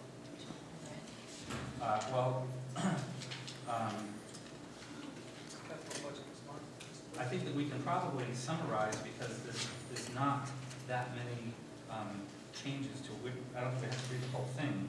The financial provisions of the town changes some of the dates by which budgets must be submitted. I guess I can review them. So I'll just refer to the changes. Submission of estimates, no later than the first Monday in February, instead of no later than the second Monday in December of each fiscal year. Operating budget requests shall be submitted to the town administrator by the head of the department, board, or other agency whose activities are supported in whole or in part by town funds. A little bit further down, on submission of budget to the council, currently reads no later than the second Monday in April of each year, and it's being proposed to be changed to no later than the first Monday in June of each year. The budget committee shall cause copies of the budget recommendations to be delivered to each member of the town council, and so on and so forth. The third and final change to Article 3, proposed change, is under capital budget consideration. All capital budget requests shall be submitted to the planning board by the second Monday in, used to be January, now it would be the second Monday in November. The planning board or the town planner, as its designee, shall make its recommendations, instead of recommendation, in order of priority, which that's new language, to the budget committee by, instead of March 1st, it's February 1st. And that summarizes the proposed changes to Article 3, financial provisions of the town. Are there any questions from the council? No, Mr. President. Mr. Yazdi.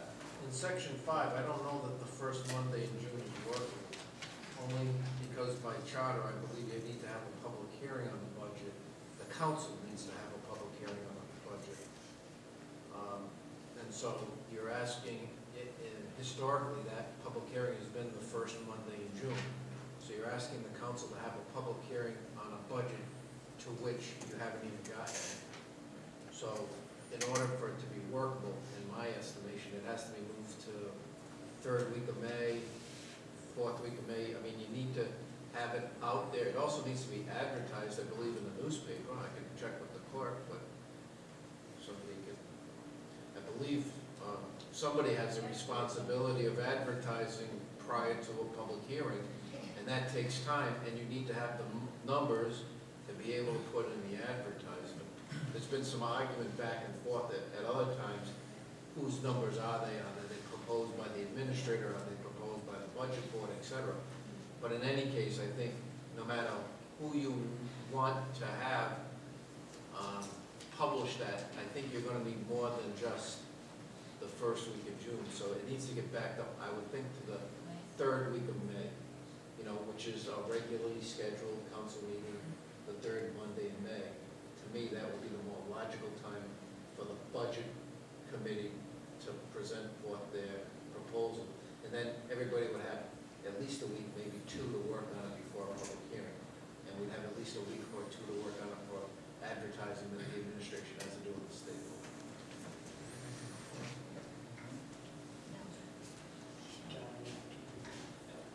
I agree with that. We have our public hearing, I think, we have our wrap-up in Lincoln, April 15th, and then the financial town meeting on the second Monday in May. So that's a minimal split. I think Mr. Yazbek is correct. Mr. Clifford, would you like to approach the podium, please?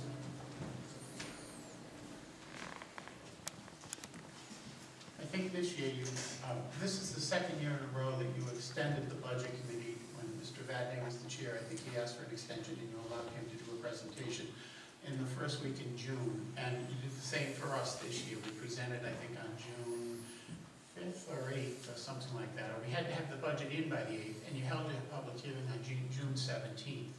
And I just want to explain that when we backed out the dates, what we tried to do was give each group the same amount of review time as they had on the old schedule.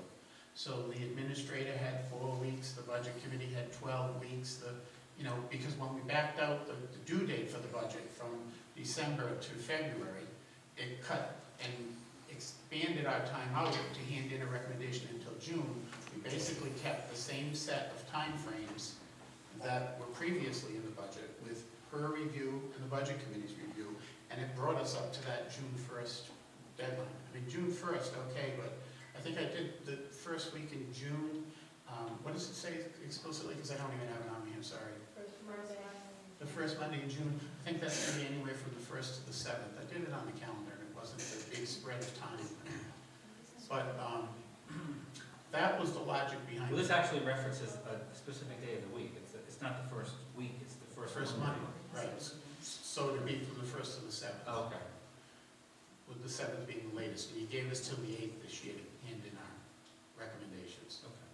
So a week won't kill us, but 2 or 3, yeah, it's going to tighten everything up. And we'd like to keep those time allotments the same. Could I suggest perhaps that, that you and Councilor Alves can discuss this between now and the next time, and we can revisit it, and I appreciate that Mr. Yazbek brought it up.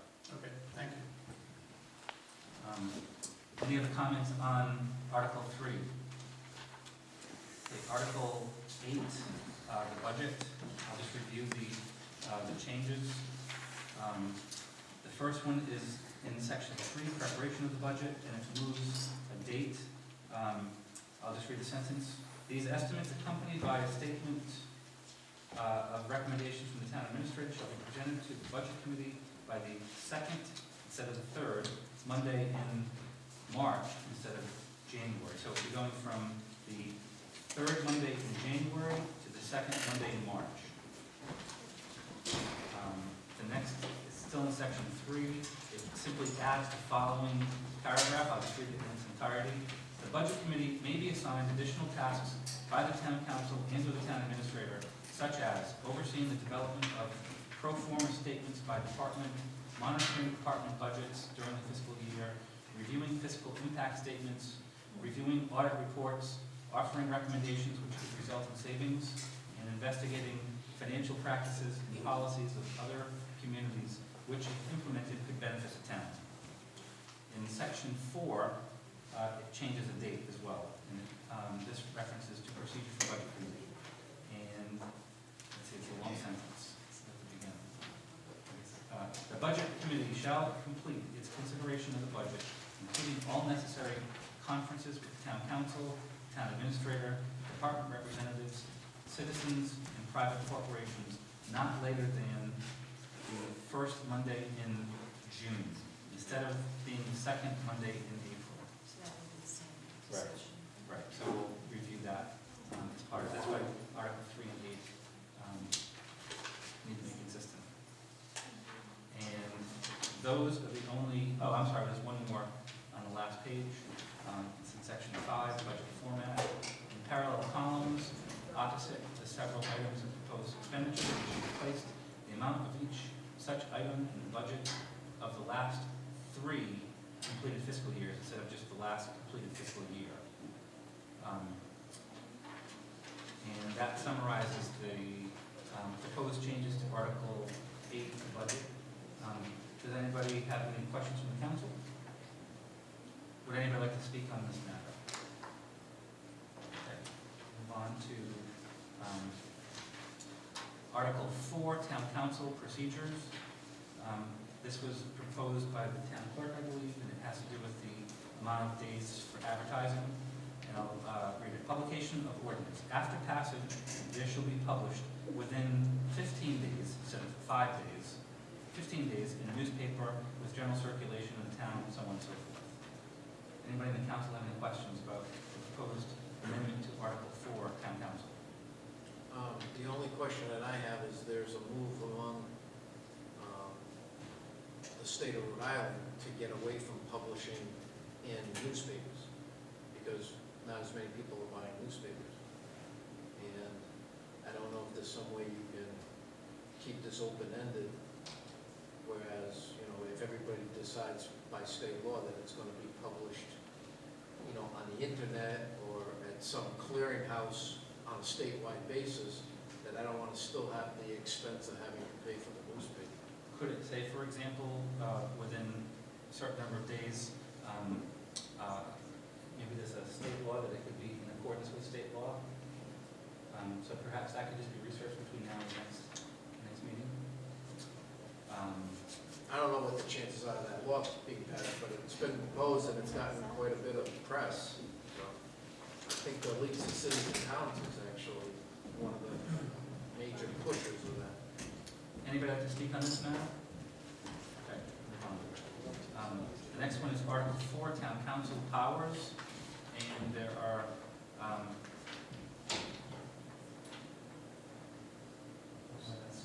Section 8 powers as twice. I'll just read it. In the powers, 23, the Town Council shall have the authority to ratify all collective bargaining agreements negotiated for the town, including all collective bargaining agreements under school committee jurisdiction after a public hearing. And then it also says in, same thing, Section 8 powers, this would be number 24, that was number 23.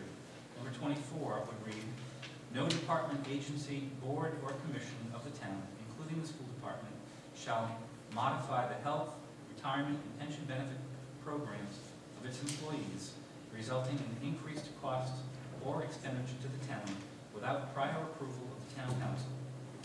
Approval shall be by a vote of the town council. A minimum of 4 affirmative votes is required to approve modifications. Modifications made by the providers of the health, retirement, and pension plans do not require approval of the town council. And I believe this may have been one of yours, Mr. Yazbek. Would you like to add? And basically, I believe we copied that one out of Burrville at the suggestion of somebody at one of the prior discussions of public hearings, and both those provisions, I think originally it was some discussion about all employment contracts, but Burrville's is quite specific to just collective bargaining with union contracts, not employment contracts as a whole. So basically both this 23 and 24 were stolen, for a lack of a better word, from Burrville. And then we also put in Section 314 of the Burrville Code as backup to that. Any questions from the council or the administration on this? Would anybody like to speak on this?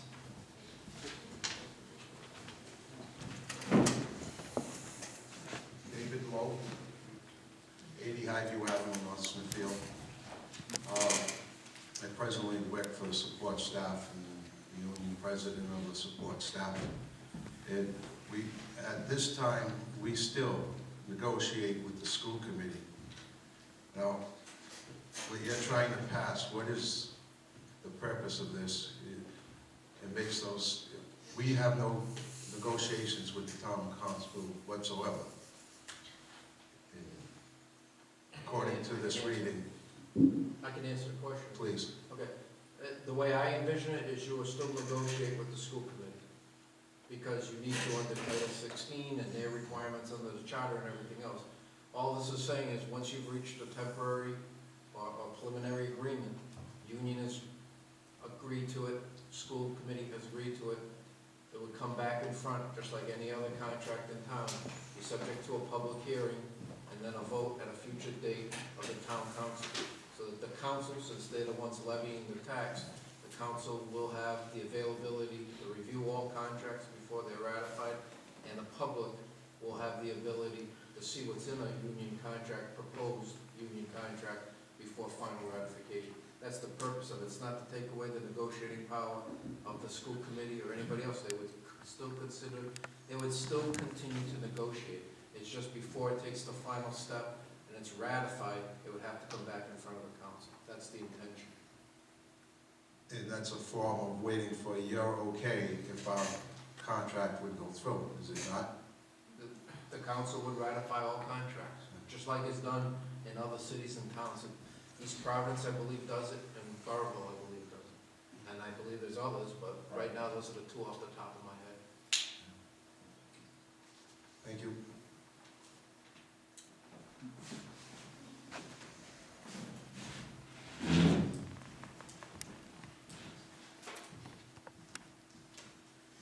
Mike Krapko, 25 Old Greenville Road.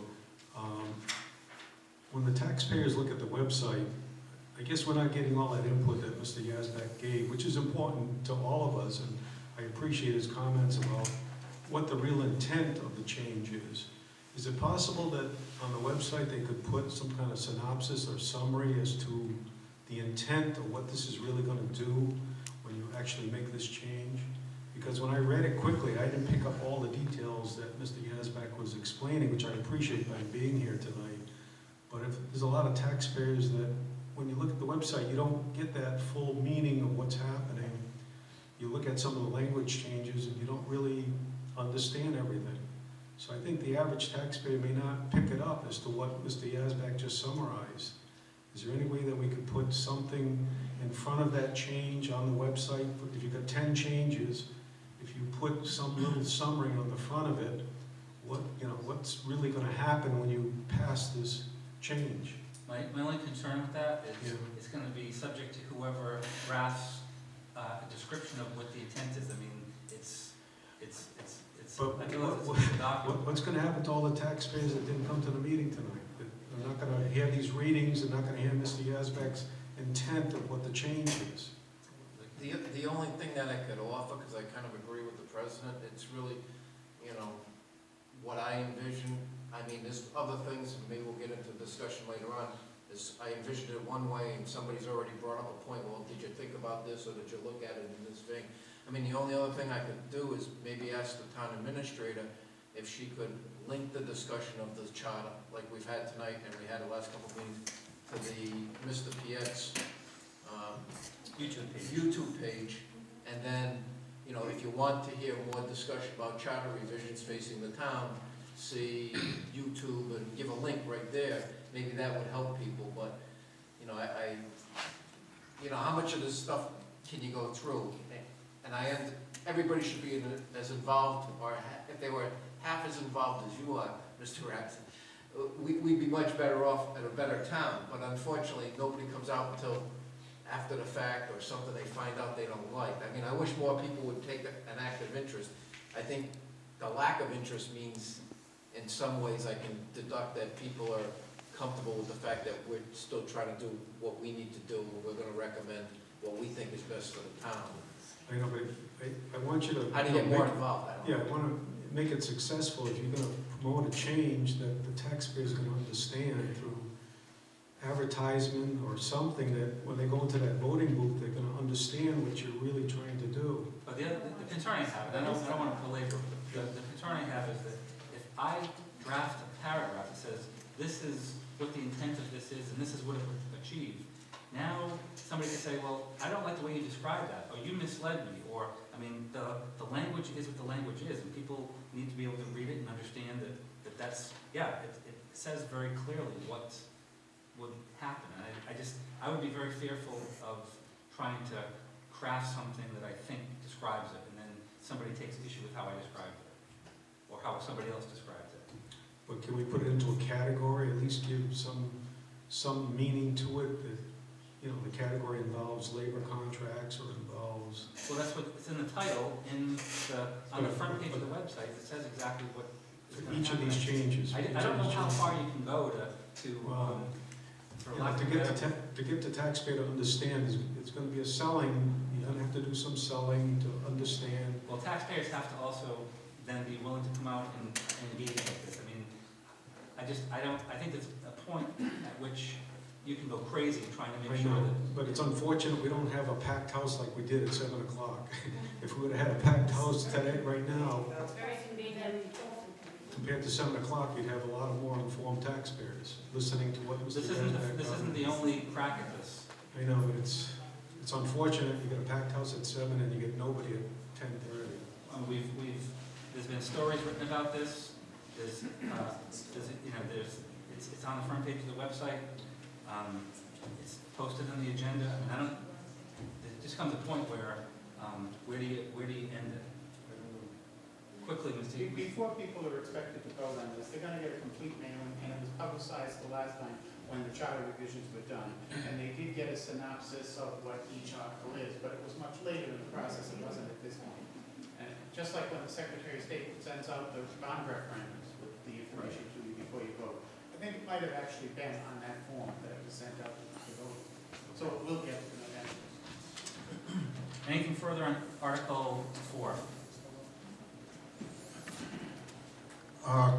Just to follow up on what was just said is, now, has anybody checked into the legality of I'm presently, I believe in state law that school departments take care of school matters.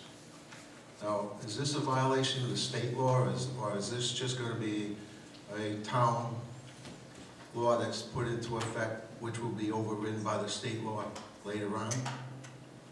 I can't answer that for you. I don't think it violates state law. Do you know? Or you're saying you don't think? Could I have that answered at the following meeting? Well, it does not violate state law. Thank you.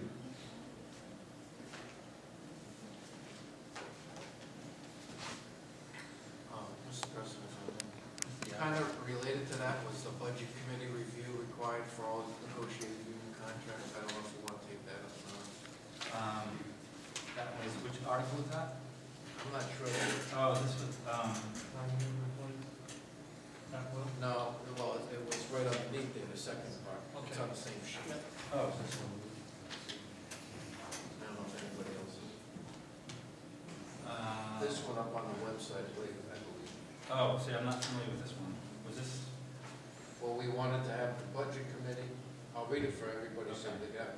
Budget committee review required for all negotiated union contracts. After preliminary agreement between the administration and any union, or the school department and any union, and prior to the contract going in front of the town council for a ratification vote, the budget committee will review all negotiated union contracts and verify the administration's or school department's calculations as to the increased costs and or burdens, or the decreased costs and or benefits, if applicable, and report their findings to the town council in written format at least 1 week in advance of a public hearing on the proposed union contract.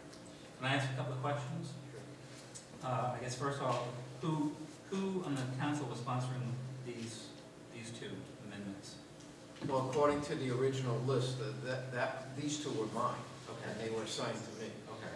And secondly, perhaps the town clerk could confirm, do we know whether this was one of the ones that was on the town website? No. Okay. And it doesn't, I'm not sure what article this would go into. I want to, obviously we're discussing it, but can we identify which article of the charter this would belong to? It was item 10 on our work sheet here. So I don't know where that would fit in. I think it would be either 3 or 8 because it was in the, when you mentioned it at the earlier meeting, you referenced the duties of the budget committee. So I think it would be in 3 or 8. So I guess my concern procedurally is just whether this was in the packet and whether it was on the website. And so it sounds like maybe that the answer is no. And I'm wondering if we can defer discussion on it and put it onto the next public hearing, because I'm just concerned about discussing something that wasn't. It was in the packet Tuesday. It was in your packet. Yes. I don't get a hard copy, so. I do, but it was in the packet. Here's some extra copies in case somebody's here tonight and they don't want to wait for it to go up on the website.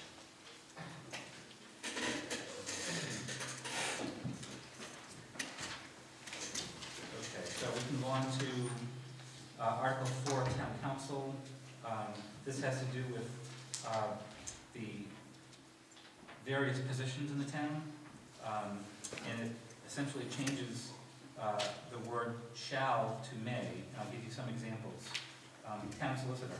There may be a town solicitor as opposed to there shall be. There may be a school department solicitor instead of there shall be. There may be a Department of Finance instead of there shall be. The reason behind this was to Director of Finance, to provide the town council with the flexibility should we either do one of the following things. We have a sharing agreement among several communities in the northwestern part of the state, and so we may be able to take advantage of that. And if we're bound by charter to have a particular position, and we don't have that ability to do any cost-sharing agreements with other communities. There may be a time in the future when we've got town and school administration offices potentially in this building. There may be opportunities to do some sharing of positions. So the intent behind this proposed amendment, which I believe is Mr. Yazbek's as well, is to allow that flexibility. I don't think you want to, I should have let you do the talking on this. No, I think he summarized it, although I will say that this is the one that I have gotten a few calls on, because people, I think are worried that somebody will just come in willy-nilly and do a whole, top to bottom, everybody's out kind of thing, and that's not what we envision, and that kind of coincides with the non-union employees employed at will, which is still on the same sheet that's coming in late, I guess. But having said that, it also would lead to consolidation. If departments are consolidated, whether inside the town structure itself or with other communities. So right now, you couldn't, we'll take Public Works, for example. Maybe someday it'll be feasible for us to have a regional Public Works department. Woonsocket, North Smithfield, Cumberland, Lincoln, the whole northern part. You can't do it under our town charter. It won't allow for it, because the town charter says you need to have a Public Works director. You need to have a public. This is just leaving that door open to be able to someday, if that's what the council wants to do, along with the administration, obviously, to consolidate or to move job functions around as technology increases. It leaves your door open. Whether or not it'll ever happen, I don't know, but instead of being dictated to, it just leaves the door open to some type of consolidation or regionalization should that come to fruition. Any questions from the council or the administration? Would anybody like to speak on this topic? Okay, hearing none, we'll carry that forward. The next item is Article 6, Town Solicitor Appointment. This was one that I had proposed. It changes the term of the town solicitor to avoid a situation like we had in December of 2012 when the council was sworn in and we didn't have legal representation for a couple of weeks until we conducted interviews to hire the candidate that we wanted. So it says, there shall be a town solicitor who shall be appointed by a majority of the town council to serve until duly replaced by a newly sworn in town council, instead of shall serve for a term that shall not expire on the same, that shall expire on the same date and at the same time as does the term of the appointing town council. This gives us the flexibility to interview candidates. Okay, that's a question, Ms. Flowers. Yes. I'm sorry, maybe I should have contacted you on this one. Help me with the verbiage. The appointment, there shall be a town solicitor who shall be appointed by the majority of the council to serve until duly replaced by a newly sworn-in town council. How about the word or the current town council also? Because I think at that point, Doesn't it become, when they're sworn in, doesn't it become a newly sworn in? Even if you're reelected. here's a hypothetical. We're the first year into a council, and for some reason, the current council, 1 year in, does not feel that the solicitor at that time is doing the proper service for the town. The wording on this is saying that we wouldn't have to wait until they're duly replaced by a newly sworn-in council. How does this do until duly replaced by the town council? Yeah, okay, by newly sworn-in or current council. If you just say current elected council, so in essence, if there was some type of issue, the council could replace.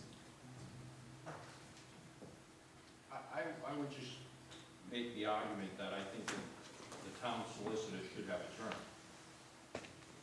And for the fact that some of the decisions I make may go against all 5 council people, and so then what could happen is you could remove the solicitor the next day because I made an unpopular decision, or the solicitor made an unpopular decision. So, Jim, it's not you personally, it's the position. I know you know that. Well, look, when this gets put in, I'm not gonna be here, so, but what I'm Dereliction of duties, not showing up, not responsiveness. What I'm trying to cover here is that someone may come on thinking, yeah, I want to be the town solicitor. All of a sudden they realize that it's an impediment to their practice. Their practice is suffering because of it. And they're not giving the town 100% what we, through the whole interview process. So basically, I just want to word it with verbiage in here that if, at some point, if maybe a year into it, the solicitor is not doing what we all thought and what the job description entailed, that the solicitor could be replaced. yes, no. No, and that's fine, I would argue the opposite, just the opposite point, that, again, in Providence, I'm sorry, the squeaky chair. it's Providence a, what? Providence, it's a 4-year appointment. There's, same thing with the auditor for the city of Providence, it's a 4-year appointment. There has to be some type of protection there, that if you don't make possible decisions, but they're the correct decisions, that you're not removed. Correct legal decisions, I get that, but suppose, let's be hypothetical, I'm trying to be redundant here. Hypothetically, we have a solicitor that's missing in action. Right. Does that say that we have to stay with that solicitor till the next duly appointed council? Then I would put something in there for dereliction of duties, or something to that Well, effect. but the point is there are other provisions in the charter that would allow somebody who's removed from their position I just to need, appeal. I need to interject, it's 10:59. We've got 4 other single-page. All right, second, I'll move on, but this is something to consider for the next meeting. No, but I'm saying that, even if we wanted to just finish these, we could probably do another 15 minutes. No more than 11, by rules of council, are we done by 11? I think this is extraordinary circumstances we dealt with tonight. Now, I have no problem staying, but I just don't want to violate the rules of the council. Well, all right, all right, that's fine. So we'll, if we're done, then we can list the things that we've covered in this public hearing, and it just means that we have to have an additional public hearing beyond the one we were looking at. Mr. President, we also have things on the agenda after this. Right, yeah, I well understood. So what are we going to do? Rescind it? Not worry about it? I have no problem, I knew tonight was gonna be what it is, and, we've got business to conduct, and I'm prepared to go, until we need to go, so if anybody wants to make a motion, I will support it. Motion to continue to 11:30, Mr. President? Motion by Mr. by Mr. Zalinski to continue to 11:30, is there a second? I'll second it. Plus, if we're done sooner, we're out of here. Motion's been made and seconded, any discussion? Hearing none, I'll ask for the roll call vote. Ms. Alves? Yes. Mr. McGee? Yes. Mr. Yazbat? Yes, but it's the last one for me. Mr. Zalinski? Yes. Mr. Larry? Yes. So I'm going to do my job of keeping the discussion moving. Let's not get hung up. If there's something that needs to be dealt with, we can do it between now and the next meeting. The next one is Article 7, Section 2.3, debt limitation. I sponsored this one, and it's because we have a figure in the charter, a dollar figure that says no bonded indebtedness may be incurred, pledging the credit of the town in excess of $200,000. I don't know how long that's been in the charter for, but it doesn't seem practical. 87? So I believe it was Mr. Yazbak who had suggested we consider a percentage of, I think you said the town budget, but I actually found a reference in state law to, I'll just read it. No bonded indebtedness may be further pledging the credit of the town in excess of an amount equal to 3% of the full assessed value of the taxable property within the town in any one fiscal year. Mr. President, Ms. Yazbak. although I can appreciate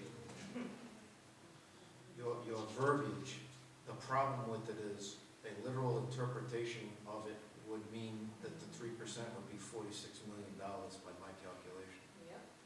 Okay. Because you have $1.554 billion worth of taxable property in the town. Well, I'm glad that you So, surprised on that. it doesn't matter to me, but I think if you go back to a percentage of the prior year's adopted budget, it's a more workable number. Now, I didn't know there was something in state law, so maybe you can educate me. Yeah, I'm looking for it. Because if by state law it needs to be on taxable property, then we need to drop that percentage way down. Yeah, that's fine. I'm trying to find the reference, and I don't have it readily available to the state law. I thought I'd have to, let me just take one quick look here. I'm not gonna hold this up.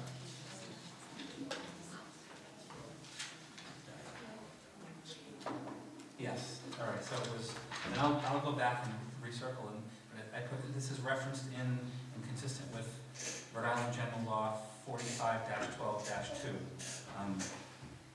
I'll go back and revisit it, and maybe I can have a conversation with you, and we'll come back to the next public hearing with what makes sense. Yeah, I mean, if that's requiring you to do it on, Yeah. on taxable, assessed value of taxable property, then we need to rework the percentage, that's all would be. I don't think it was requiring it, I just thought that anytime you can do something that's consistent with state law, No, right. but, But state law trumps our charter too, so Right. we're not. okay.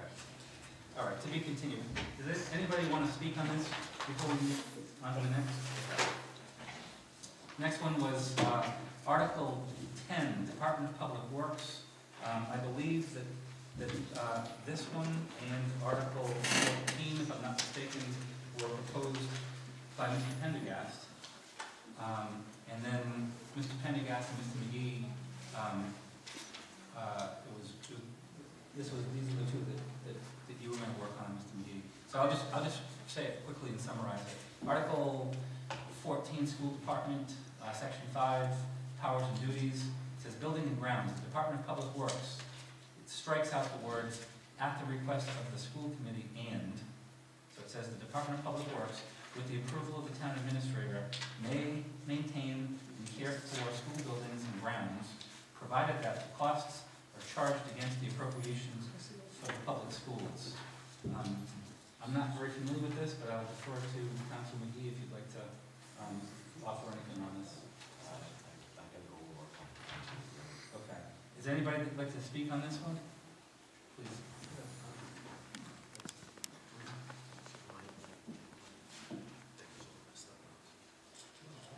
At the present time, the work is being all done by the school, and there is no problems whatsoever going on with it.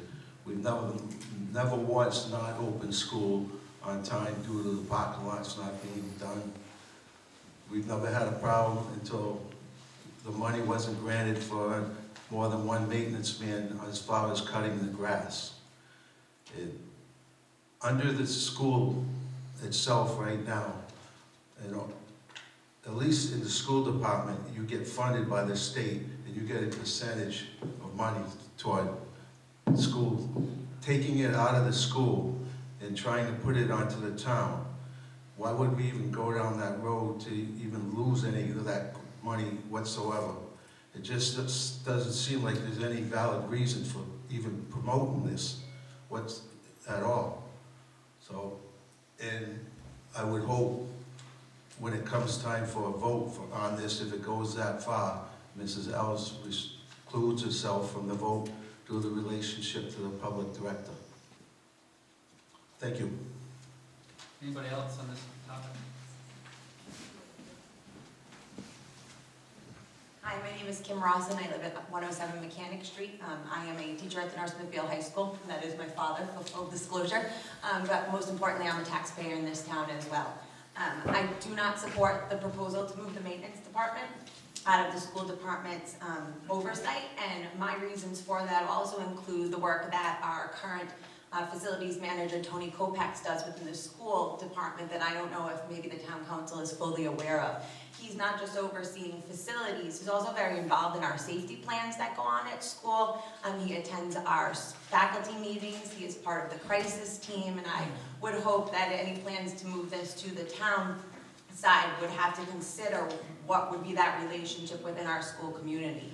Furthermore, these are people's jobs within our school and within our town that I'd like to know more about. I believe that the people who work maintaining our schools are embedded in our school community, and when you come into our schools, they play a very active role in really kind of promoting the wonderful community that we have at North Smithfield High School. So removing that and taking that on by the town, I'm not really sure what the point is, and one of the things that does concern me, and I don't know if this is the case, but that in this contentious environment that we have going on right now, that there might be this kind of knee-jerk reaction to take things away from the school department, since there doesn't seem to be a lot of communication going on, and I don't think that just because right now we have these problems going on that we should change a system that has functioned very well. And in fact, the fact that our school is so maintained very well, as I would think many people would attest to, with one maintenance man and now two, and a small custodial staff, really speaks to the work that these people do and the value that they place on their job. So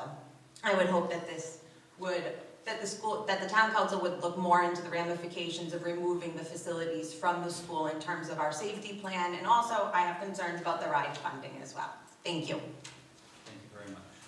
Mr. President, Yes. to that point, I do have a note that somebody needs to look into state aid issues, because I think if the school department does it, it works into the formula for state aid to education, and if the town does it, even if we bill it over, I'm not so sure you're gonna be able to get that state aid, so I had that as a question. Somebody needs to, I don't know who that would be, but somebody needs So to. you'll control it, yes, okay. The next one is Article 10, oh, I'm sorry. Just have a comment. Fran Johannes, 490 Manatee Road.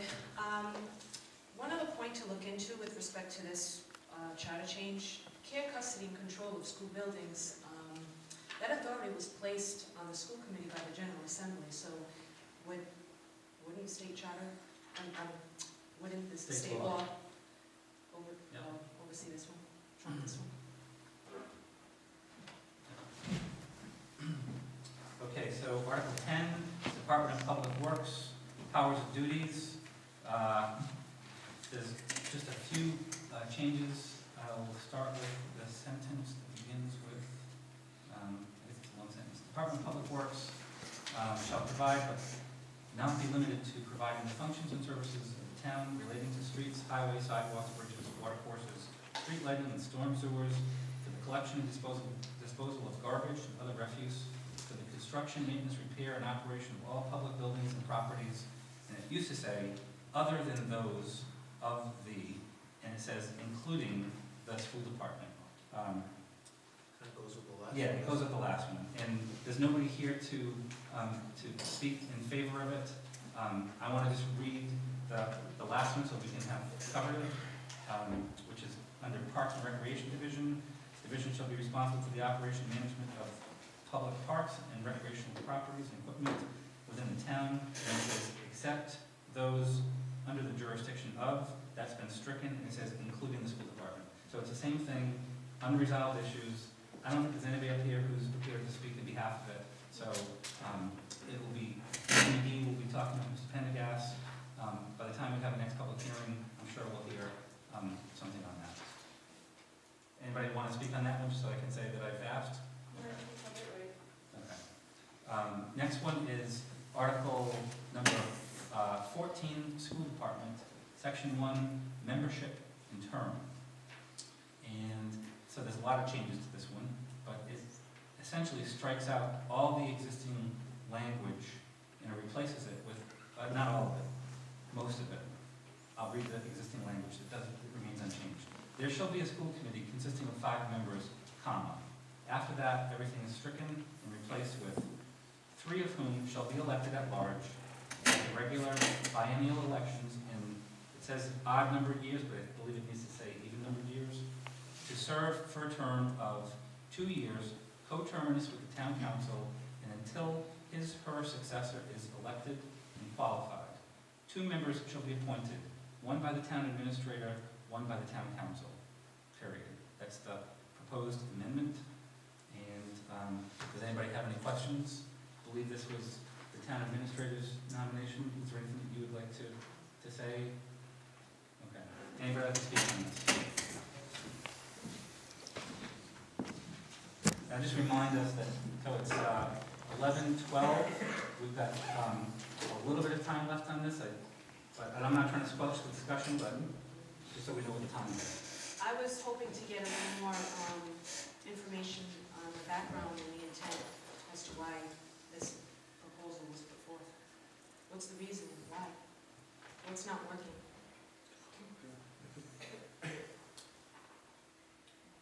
The only thing I can say is that my intent was to maintain the integrity of the process and that people feel they need to elect, a number of officials. I do believe that appointments, strictly appointments, are probably not as effective as a combination of having the opportunity to elect three of the members of the school committee, the appointment by an administrator and the town council, whoever is in, office at that time, would then lend itself to having a different view, more control, and I think a better blend of number of people working toward the same goal.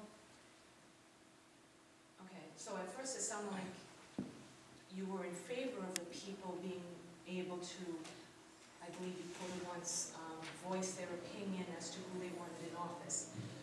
But then towards the end of your comment, you're saying that by implementing this change, you're seeking more control. Yes. So now you're taking away the democratic balance of power that our charter puts in place. The people vote who they want in office, and our system is put in place where we have a school committee and a town council that, yes, they are supposed to work together. But when you start appointing people to the other board, now you're taking away that democratic process. Not that long, the last election, the people, it was a landslide vote against not going from a town administrator to a town manager. You fought heavily against that. So what's the difference between that and this? Giving the people an opportunity to vote again. So then perhaps maybe we should put the town manager question back on the ballot. That was actually discussed at a previous hearing, and it was decided not to pursue that again. Well, I was flabbergasted when I saw this, very disappointed. This, like I said before, the process was put in place for a reason. And to have two out of the 5 members appointed, you are now trying to take control of a process that's supposed to be a checks and balance. It's supposed to be a balance of power. And that's not what that's not what our society, our democratic society is about. So there is nothing wrong with what's in place, and it should remain the way it is. I can't understand the logic, I'm sorry, that the town administrator put forth in recommending this charge.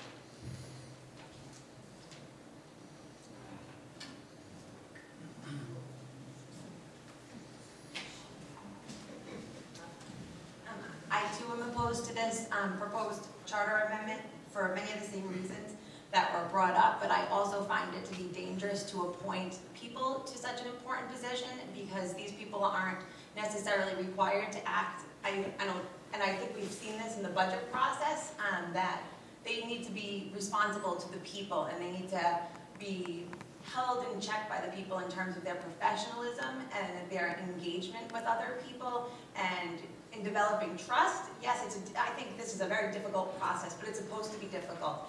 And the goal is to get a satisfactory result that requires people on both sides to come to the table. And by appointing people, what we end up happening is I think we turn power over to a very small number, and I don't believe that that's really promoting the democratic process at all. And in fact, I think it's dangerous to allow appointed people so much power when the election process is really how we give power to the people. And so if just for example, there are people on the budget committee who this town voted not to put on the school committee. So that in itself, I think the people spoke and we were the verdict. So I hope that this does not pass. Anybody else on this topic? Can I make one other? In addition, could there be further clarification too? I mean, so the people that are appointed, how long do they serve? Indefinitely until what's their term going to be? There's like a lot of unknowns to this that I think if it ever did get to that point where it's on the ballot and should, God forbid, it pass, it could be a nightmare. How do you define what those two appointed people are gonna be doing as far as their term? That was one point, and if you're looking to appoint people to the school committee, then why aren't we appointing people to the town council? Why can't the school committee appoint someone to the town council? In all fairness.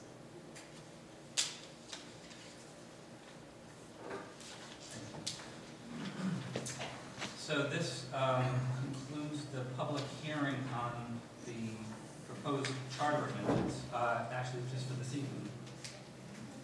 Can I comment on Yes. This lesson for the membership terms and stuff is definitely just for one purpose, is for the town council and the town administrator to get their hands into school business.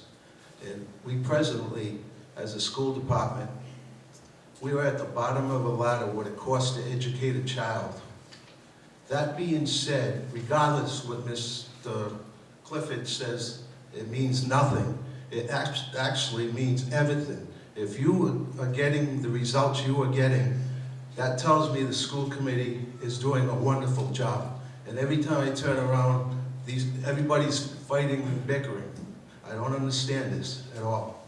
Thank you.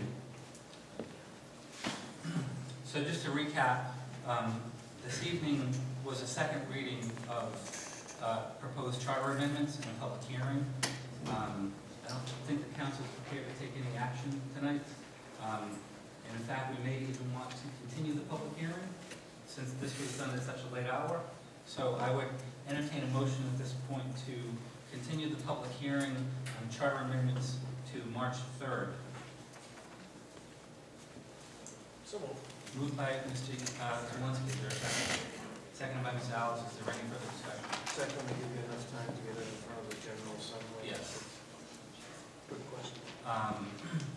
Motion's been made, seconded, discussion. I'd ask for a roll call vote. Yes. Mr. McGee? Yes. Mr. Yazbek? Yes. Mr. Zalinski? Yes. Mr. Flaherty? Yes, motion carries. That takes care of that. On the remainder of the agenda, are there any things, we've got 10 minutes left, are there things that are absolutely necessary to get done? I know you did some award of bids. Is that top priority? Okay. And may I just ask on the executive session, and doesn't seem that we're going to have a lot of time for that? Well, we've got 9 minutes to do all this. You know, it is what it is.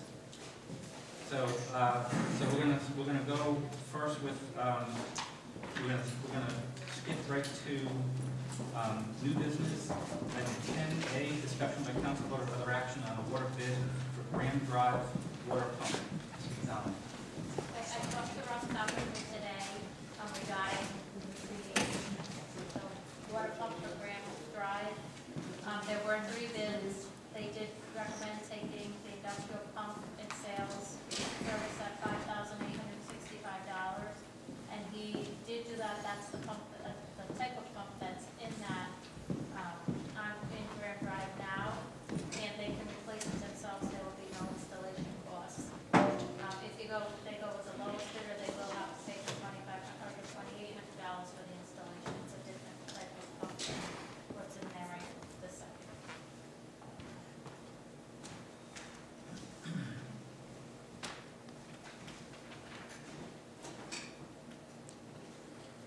Any questions for the finance director? So if we're just looking at the pump itself, that is the low bid. But not the installation. It's not the lowest bid. Well, no, it's not the lowest bid, but in It's total it is because you don't have to pay for installation. Correct, because they can do the installation So themselves for that solicitor pump. okay with that if we move forward on that? Got an issue with that? It's an easier thing too, you don't want to mess with them. Well, Tommy, I understand, I just want to make sure nobody has a problem with it later on, they're going to get us into If they do that, a they don't lawsuit. need installation. They take this bid, they'll do the installation. And this is the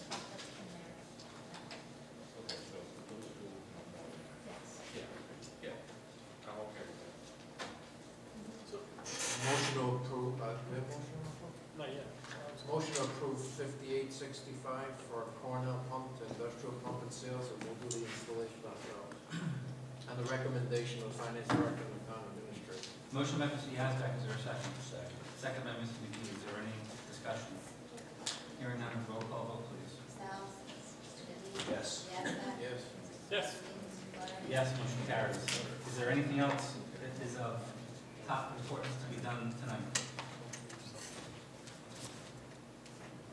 I'm going to just bang off something really quick. I'm going to go to old business, which is item 9B, discussion by council about other action on Stone Arch Bridge reconstruction. I think we've been pressing DOT to get this done, and I believe that it's been confirmed by the town planner that that they are not prepared to do it until fiscal 15. So unless anybody wants to continue to press this, we can move on from it. Okay, that one's done.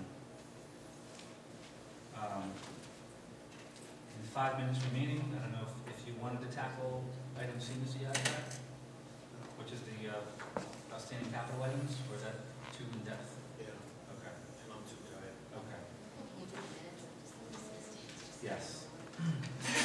Item number 8, approval of minutes of December 16th. Last time we met, I believe there were some edits by Mr. Zielinski. And is there a motion to accept the minutes as they have been amended? Mr. President, I will make that motion, but I also want to discuss why I'm Okay. going to accept it. Okay. Motion by Mr. Zielinski, is there a second? Second by Mr. Yazbek, discussion. So the question became that someone gave testimony about easements being in place. Deb has actually done the background work, and the easement had been recorded October 26th. My concern was that there was no easement recorded, and so I'm very comfortable with the minutes. I want this to look at, okay? What I just said, Madam Clerk. Thank you. So Motion's made, seconded. Any further discussion? All in favor, say aye. Aye, opposed. So we've got 5 minutes. Is there any reason to believe that we should, is there anything pressing about the Kazarowski case that you would like to brief us on? Want to kill this? Yeah. Want to kill this? No, not yet, not until we go into executive session. Yeah, no, I'd like to, well, I have a settlement. Okay, then we're gonna cut, we're gonna go into executive. Okay. Right. Do you mind, Eric? Serious?